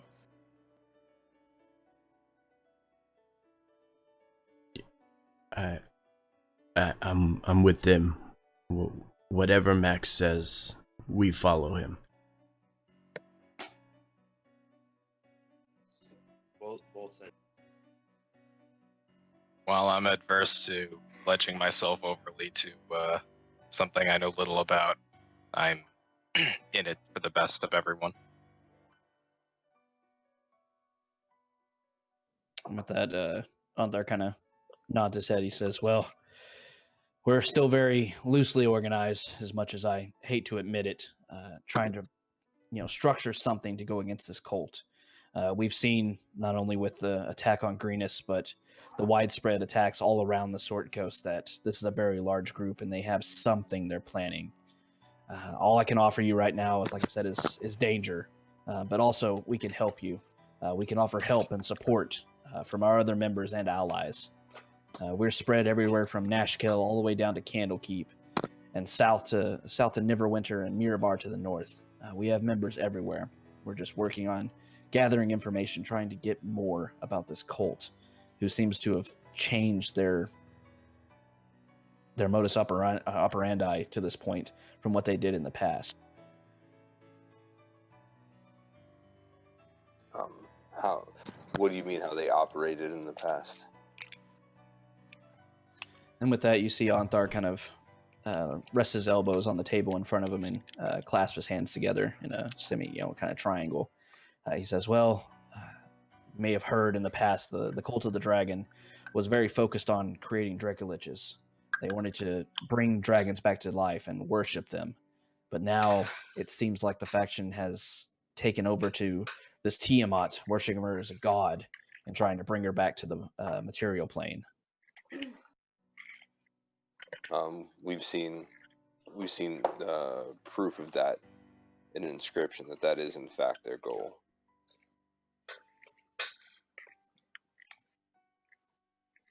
With that, he nods. He says, yes. Basically, what we want to know, we know that they're amassing treasure and they're shipping it north. Where exactly this treasure is going and what the cult plans to do with it are the next two questions that need answering. What I would like you to do, we know the... sorry, that kind of broke up for me. Would you mind sending them? Yeah. He says, thanks to you, we know that the cult is amassing treasure and shipping it to the north. Where exactly this treasure is going and what the cult plans to do with it are the next two questions that need answering.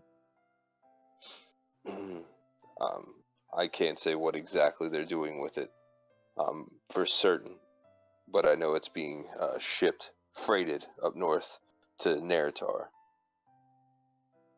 And with that, you see Froome and Leosin look at each other. They nod, and you see Leosin taking a quick note. He says, I'll have to research this. It's not something I've heard before, but that's another piece of the puzzle that we can fit in there and try to figure out what exactly is going on. I don't think it's for the Horde. As one of the worm speakers, a half-dragon by the name of Resmir, allowed some of the treasure to be left behind. And not just treasure, but this as well. And he reaches to his pack and pulls out a dragon's egg that we brought back. You see, as you pull out this dragon, you see Anthar's eyebrows, rise in surprise, and a gleam of, want coming out of Leosin's eyes, being an artifact of the dragons and being the source of his studies. Right. Where did you find this? In Terra's Cave of Horror. There, we followed the Horde back to a camp, and behind the camp was actually a cave with a hatchery in it. These were being very heavily guarded. There were more than just these. We destroyed the others, but brought one as proof that they're now trying to breed dragons. As you mentioned that you destroyed the others, Leosin audibly tisks, in disappointment about it. He says, Leosin moves forward. He says, could we have that for further study? We need to figure out why they're bringing dragons and why they wouldn't have taken these eggs. They seem precious if they were under guard, why they wouldn't take them with their caravan. I can't kinda- speak in. I pipe up from the back. That egg should be destroyed. It's a black dragon. Make sure that once you're done studying it, it goes that way.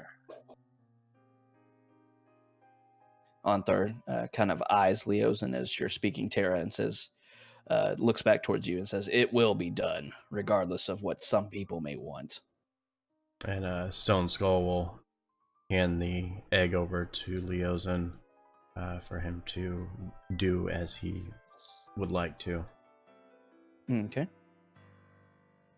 No more dragon egg. With that, Yeah. Anthar, go ahead.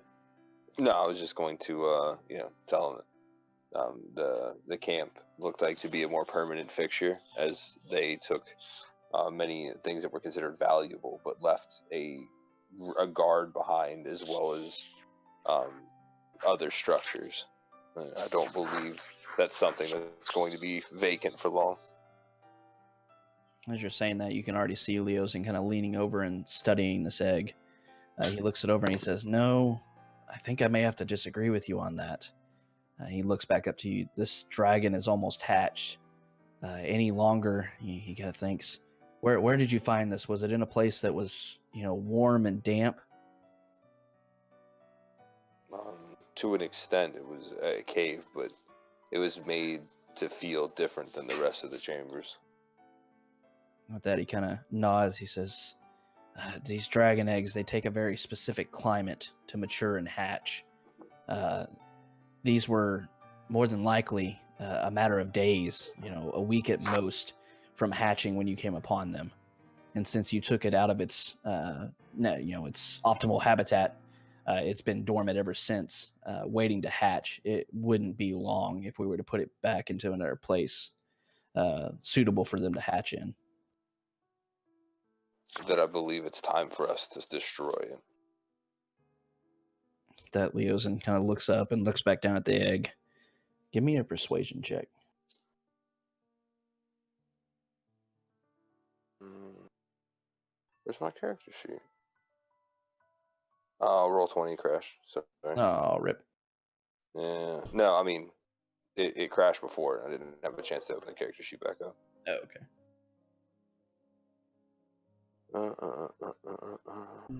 Said persuasion, yeah. Pretty good at those. Yeah. He is pretty good at those. And with that, as you say that, Leosin looks at you and back down at the egg and kind of sighs heavily, says, "I suppose for the greater good, as much as I would like to study it, we will dispose of it." He kind of thinks about it for a second, probably in secret. You see, dragons aren't really kindly looked on by most people. They're misunderstood, of course, but black dragons are most definitely live up to their reputation as being very savage beasts.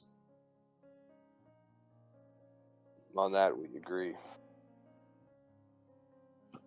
With that, he nods and kind of sighs once again over the dragon, but it seems like he's going to go with what he said. Acquiesce.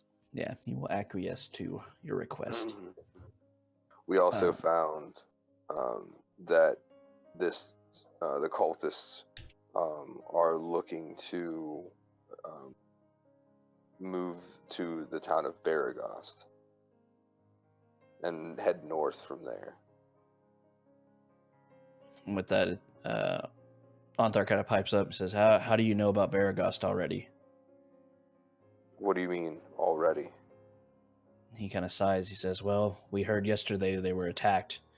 Much of the same of Greenest, except a larger force than what you ran into, attacked that town and quickly evaded capture and moved to the north." I motion over to Stone Skull and say, the map. Ah, yes.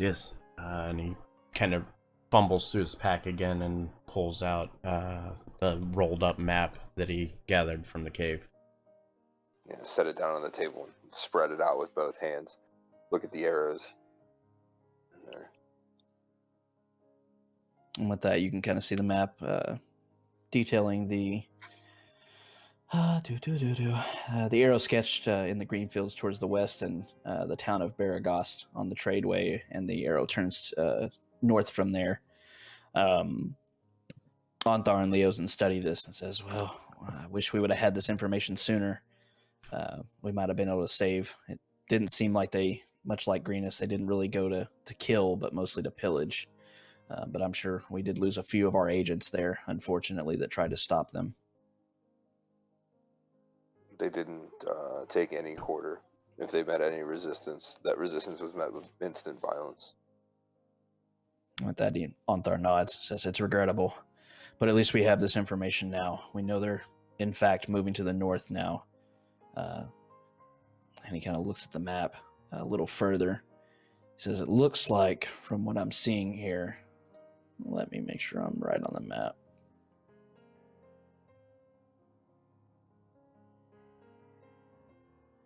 He looks down and he says, well, going from Baragos, the coastway leads straight up to Baldur's Gate.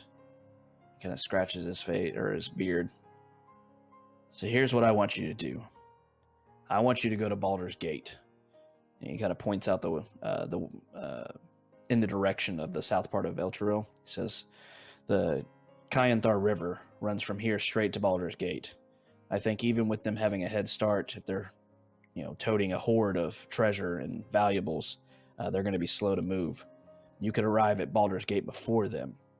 And then once you're there, you could possibly try to find them and join their caravan as a guise of guards or merchants or something along those lines and travel with them. And then you would have a better idea of this place that they're going. I think I may have an idea.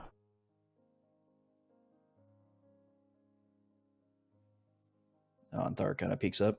What would that be? Well, last time that we ran into this group, I kind of mixed in well with a few of the mercenaries. And with that, he nods. He says, yeah, that could come in handy, especially if they have some of the same mercenaries with them. With a little luck, maybe some of our friends will still be there. With that, he nods. He says, that would be the plan going forward then, if you choose to accept it. And he kind of holds his hands out, palm up, and looks at the party.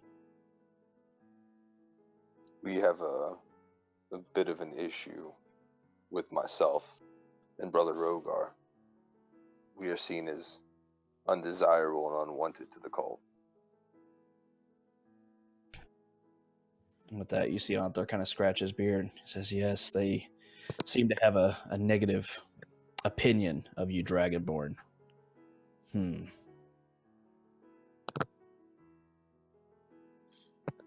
going to kind of pipe in. I believe I've made myself known to them well. A blind Earth genocide may not be too welcome. He kind of nods and says, I have a friend, one that I don't openly admit to, but he's very good at getting into places that he shouldn't be.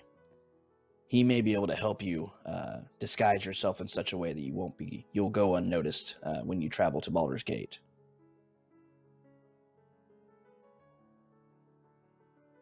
I mean, if you believe that he could craft a disguise well enough to blend in for a long distance travel, then I would very much like to meet him.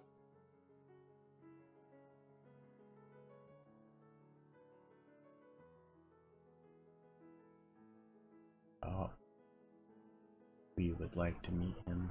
1 second, digging for an NPC. No, you're good. John. There's no way that this force would try and openly attack Baldur's Gate, would they? I mean, they seem to be pretty arrogant in their ways so far. I've only ever heard of Baldur's Gate, but it doesn't sound like the place you'd want to attack. With that, Onthar shakes his head. He's like, there's no way. If they had 3 or 4 dragons with them, they would still have much trouble taking down Baldur's Gate. That city is nigh impregnable with its defenses. You can't even take horses inside the city proper because of their rules and their The laws. Flaming Fist do not take kindly to those who would intrude in the city. If they had an army of dragons, so, I mean, more than 4.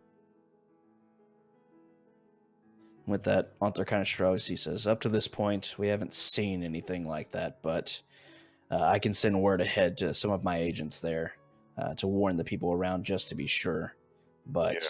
Baldur's Gate is known for its trade. It seems like a place, if they were pulling off the guise of a trading caravan or a merchant caravan, for instance, this would be the place to go through.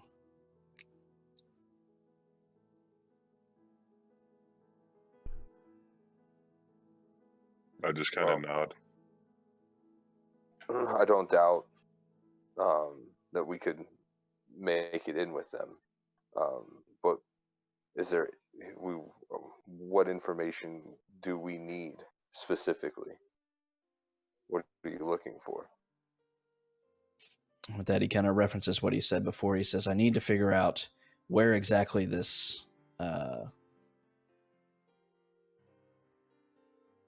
line, what's it called? War party? He's like, we need to figure out where this near tier is.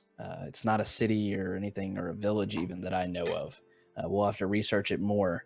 But if they're going there, then if you were disguised in their caravan, you would be able to get there much more expediently with them. We need to figure out why. Why are they gathering this horde? What purpose is it going to serve? Well, you don't think this is more than just a dragon's greed? He kind of shrugs. He says, if it's that simple, then we have the answer. What I worry about is if it is not that simple.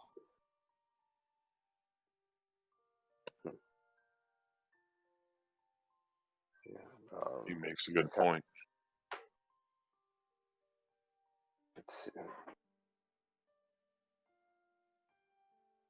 It seems as if you know more than you're letting on. And I would hate to think that you were putting us in harm's way without giving us all the information that you have. You referring to who? Anthony is kind of just speaking to him. Talking to Anthar? Do you have reason to believe this is more than what it seems? He kind of runs his hair across his bald head and he says, there's my greatest fear. I'll tell you the worst case scenario. If they found a way to bring back the monster, the legend, the myth, if anything, that is known as Tiamat, then we'll have he kind of shrugs, an ending as such problem on our hands. That creature's made up to be a god, and I'm not too keen on having a god dragon descend upon this land. Hopefully, it's just some kind of dragon that they're worshiping and wants a horde, and that's it. We can send an army against it and hopefully slay it.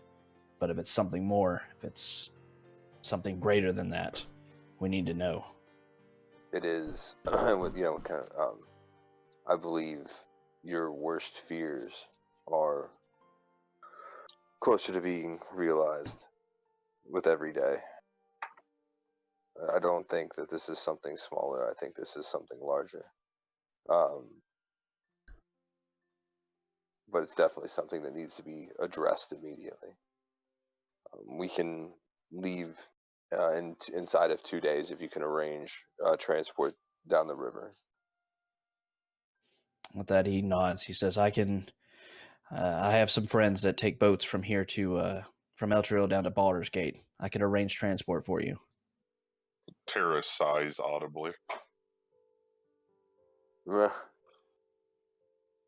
be back on solid ground soon enough. How long is the ride down to Chiantir? He kind of thinks for a second. He says, if you take your time and tie up at night, it would take you about 3 days. If you went a little bit faster, you could probably make it in 2. But it'd be kind of dangerous to sail at night. we well, can you find us if you have a crew, or rather if you have contacts that you would not necessarily wish to admit to, it would stand to reason you would be able to find us a crew that has no fear of sailing at night. And as you say that, you kind of see the all too familiar smile spread across his face. I think I can find someone that would be able to do that. I think we need to get ahead of these cultists, and the more information we can get, should we? Kind of stop. Should we warn the city? Anthar kind of squints his eyes. He says, as much as I would like to bring the attention up to everyone, I think it's best to keep those that need to know in the know, and everyone else not so much. If they try to openly challenge this and kill any of the cultists that we might be able to get answers from, we'll know nothing more. Right now, we need information. Tell me you at least have agents in the city that we could alert in case the Baldur's Gate is their target. With that, you see him kind of open his hands, and a smirk appears on his face. I think that'll be arranged very easily.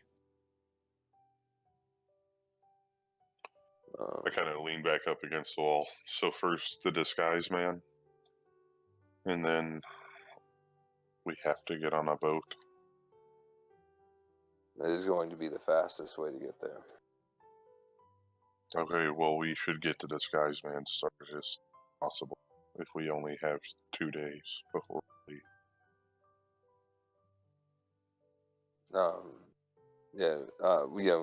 Looking at Altar saying,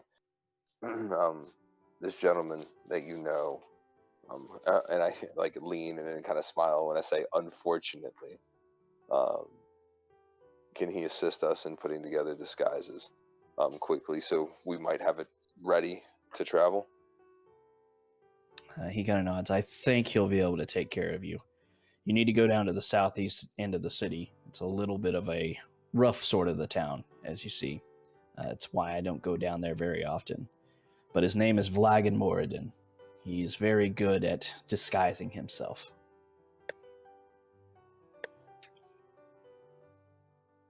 Does he have a way to be contacted if he wishes to be? He smiles and nods. You're looking for the Crooked Tree. It's an apothecary. Apothecary? Apothecary. Okay. It's that. He runs that as a front for his actual business. You'll find him there. Are we getting polyjuice potion? Polyjuice. Is he a night owl, or should we call on him in the morning? I would say the time that it's most dark is probably the best time to contact this man. Yeah, perfect. Well, it seems as if we all have things to discuss and things to plan for. But With that, he nods. He says, anything that you need before you set off, please let myself know or my squire. Shit, what did I name him? There's Fine. something. Oh, it's shit now. It was like Leon or Leo. Tony. Was it Lothar? No. Thought it started with an L. Shit. Luther. No, Luther was the guy you raced against. It was like something like normal. All right, his name is Logan. Logan. That's it. It's like talk to me, talk to one of us if we're around, or talk to my squire Logan. He'll be able to take care of you if you need anything for your trip. Facebook, have we?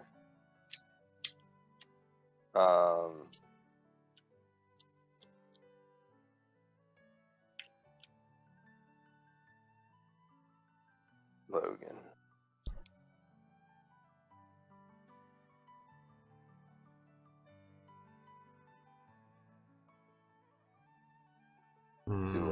Does anyone need anything else?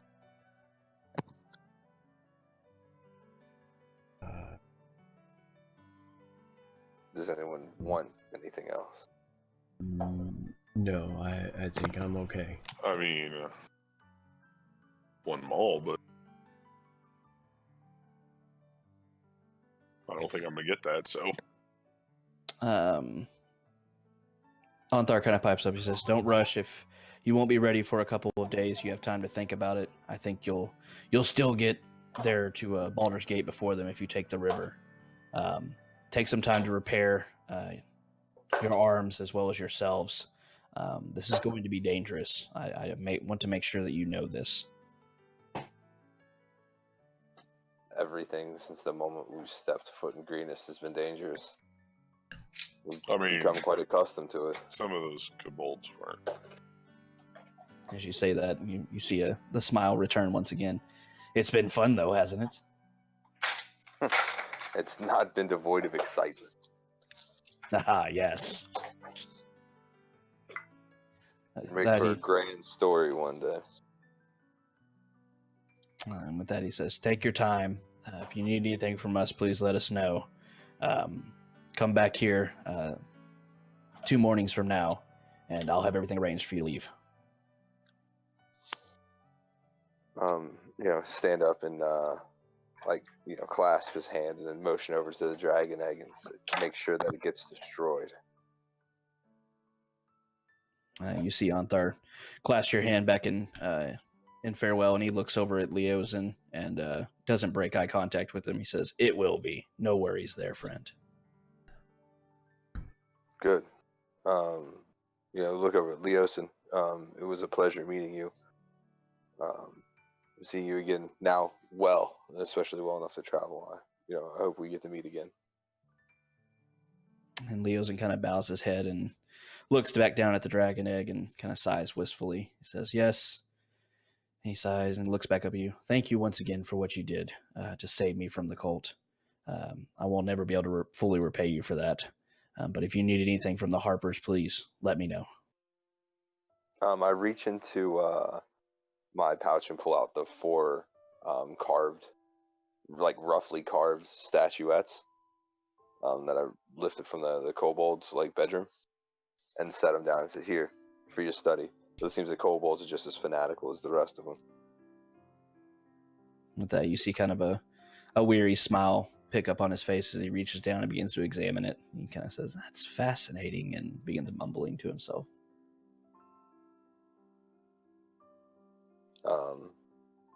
I kind of turn around and raise my hands up to have everybody raise up and start moving out.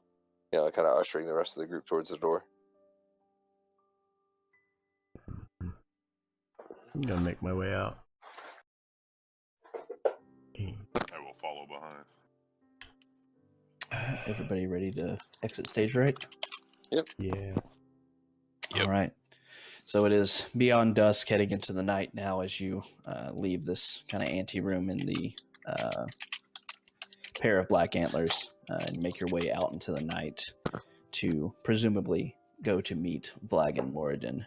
And with that, we are going to end the session for the night. Perfect.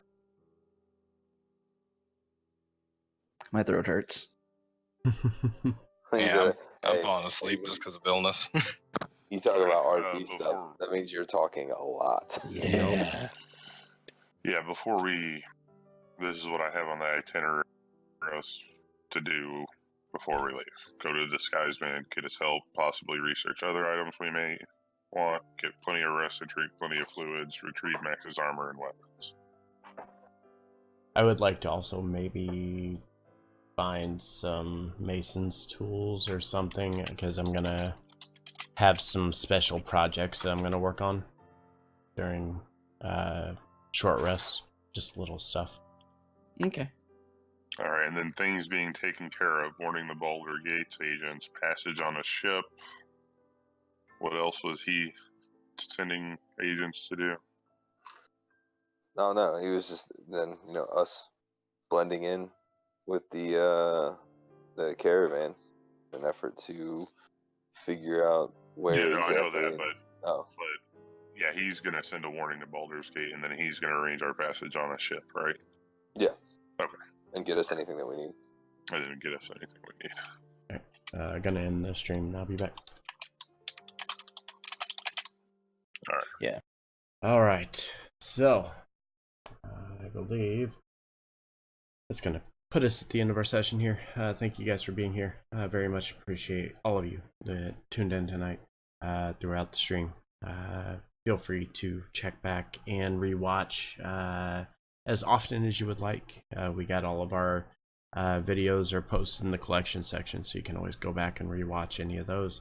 Don't forget, Wednesday is Civil War Empire picking up and heading to False Harbor.